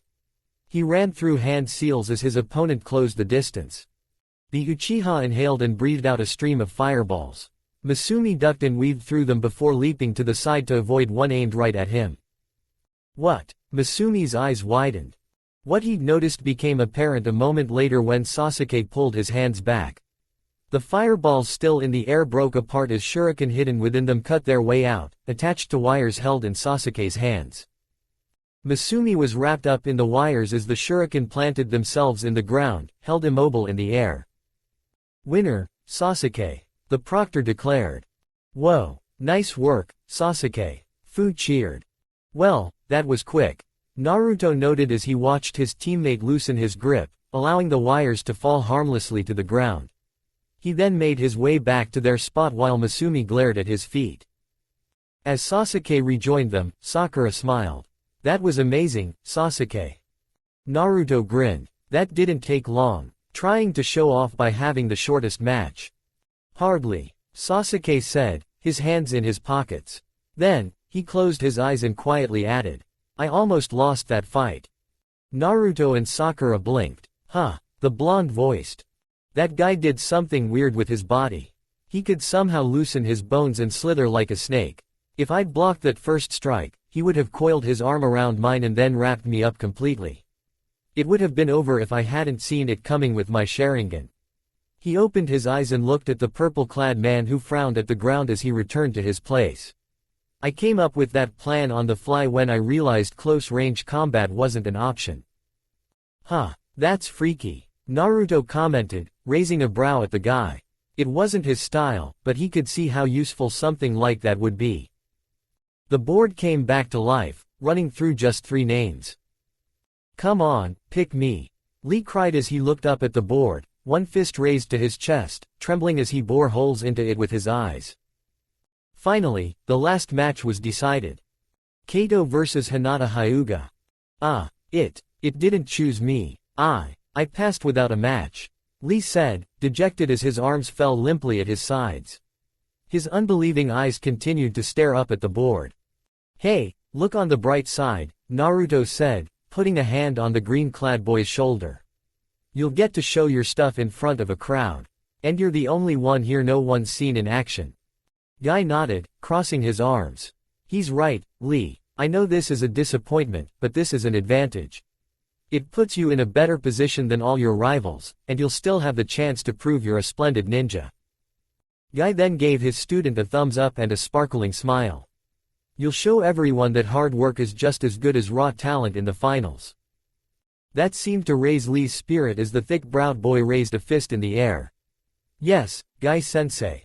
Kiba turned to his teammate, smiling and raising a fist. Good luck, Hinata. Kick his ass for me. Do your best, Hinata. Show everyone how much you've grown. Kurenai told her, her eyes briefly glancing at Naruto for a moment. Hinata steeled herself and nodded before making her way down to the arena. She soon took her place across from the remaining Taki ninja, who smirked. This should be a cinch. I've already seen what you can do, thanks to that cousin of yours, he said confidently. Hinata didn't say anything back. The pale-eyed girl just frowned and slipped into the same combat stance as her cousin, the veins around her eyes bulging as her dojutsu activated. Give it all you've got, Kato. Fu yelled from above. And, begin, Hayate yelled. Kato immediately leapt backward as Hinata moved to close the distance between them. The Taki Genin ran through hand signs as Hinata approached. Earth style, he called out before Hinata reached him. Threw a palm strike his way only for him to block with his forearm. Naruto remembered the pain that shot through his arm when Neji managed. Looked like Hinata was off to a strong start. Emphasis on looked like, because then Kato burst into smoke and was replaced by a log. He reappeared behind Hinata, his hands running through seals again. Earth style, stone daggers. He placed his hands on the ground before chunks of rock burst from the ground, their sharpened points facing Hinata. The Hyuga heiress drew a kunai and deflected the chunks of stone, but then a brief look of shock passed over her face. She threw herself to the side, just in time to avoid a series of daggers with explosive tags. Hinata shielded her face as the tags exploded beside her, just outside of the blast range. She then leapt back as a pair of snakes made of mud crawled out of the cloud and tried to wrap around her feet. She drew a second kunai and threw them both, impaling the serpents and causing them to break apart into brown puddles on the floor before she moved to close the distance. Narrowing her eyes, she suddenly shot forward in a burst of speed and jumped as the ground opened up beneath her feet. Kato's eyes widened as he jumped back, trying to avoid close-range combat, but Hinata had come too far. He gritted his teeth as he drew a kunai and stabbed at her, wincing in pain as she sidestepped his attack and pressed one palm to his elbow, the other moving to his chest. As he kept kicking himself back, trying his best to weave around her attacks while she bent her body or ducked to avoid swipes of his kunai, he reached into his pouch and threw a flash bomb behind him. Hinata looked in shock at the small sphere while Kato ducked down. Naruto saw her shield her eyes just in time as the bomb went off, causing all to avert their eyes from the blinding light. He heard a cry of pain. When the light cleared, Hinata and Kato were standing inches apart, the Taki ninja's kunai held out, having just barely missed her, while her hand had struck his chest. The brown-haired boy coughed up blood, and then Hinata went to finish the fight and delivered several palm strikes to his torso. One final strike sent him to the floor, where he feebly tried to stand, his movements so slow that it was clear who won the match. The match is over, Hinata wins. Whoa, I made a good call trying to keep Neji at a distance. Speaking of whom, Naruto heard a slight groan and turned to see that Neji had woke up at some point. He doubted he'd just now regained consciousness, he'd probably been stewing in his loss and hadn't said anything. The older boy seemed to have a real stick up his ass, so it wouldn't surprise him. But right now, he was glaring down at Hinata, who looked back at them all and smiled, though she looked away into the ground when his own gaze turned back to her. Naruto grinned in anticipation. So, guess it's about time we talk about the main event. And with that, Hayate declared, with this, the preliminary trials have been concluded. All those continuing to the third exam, come down to the floor.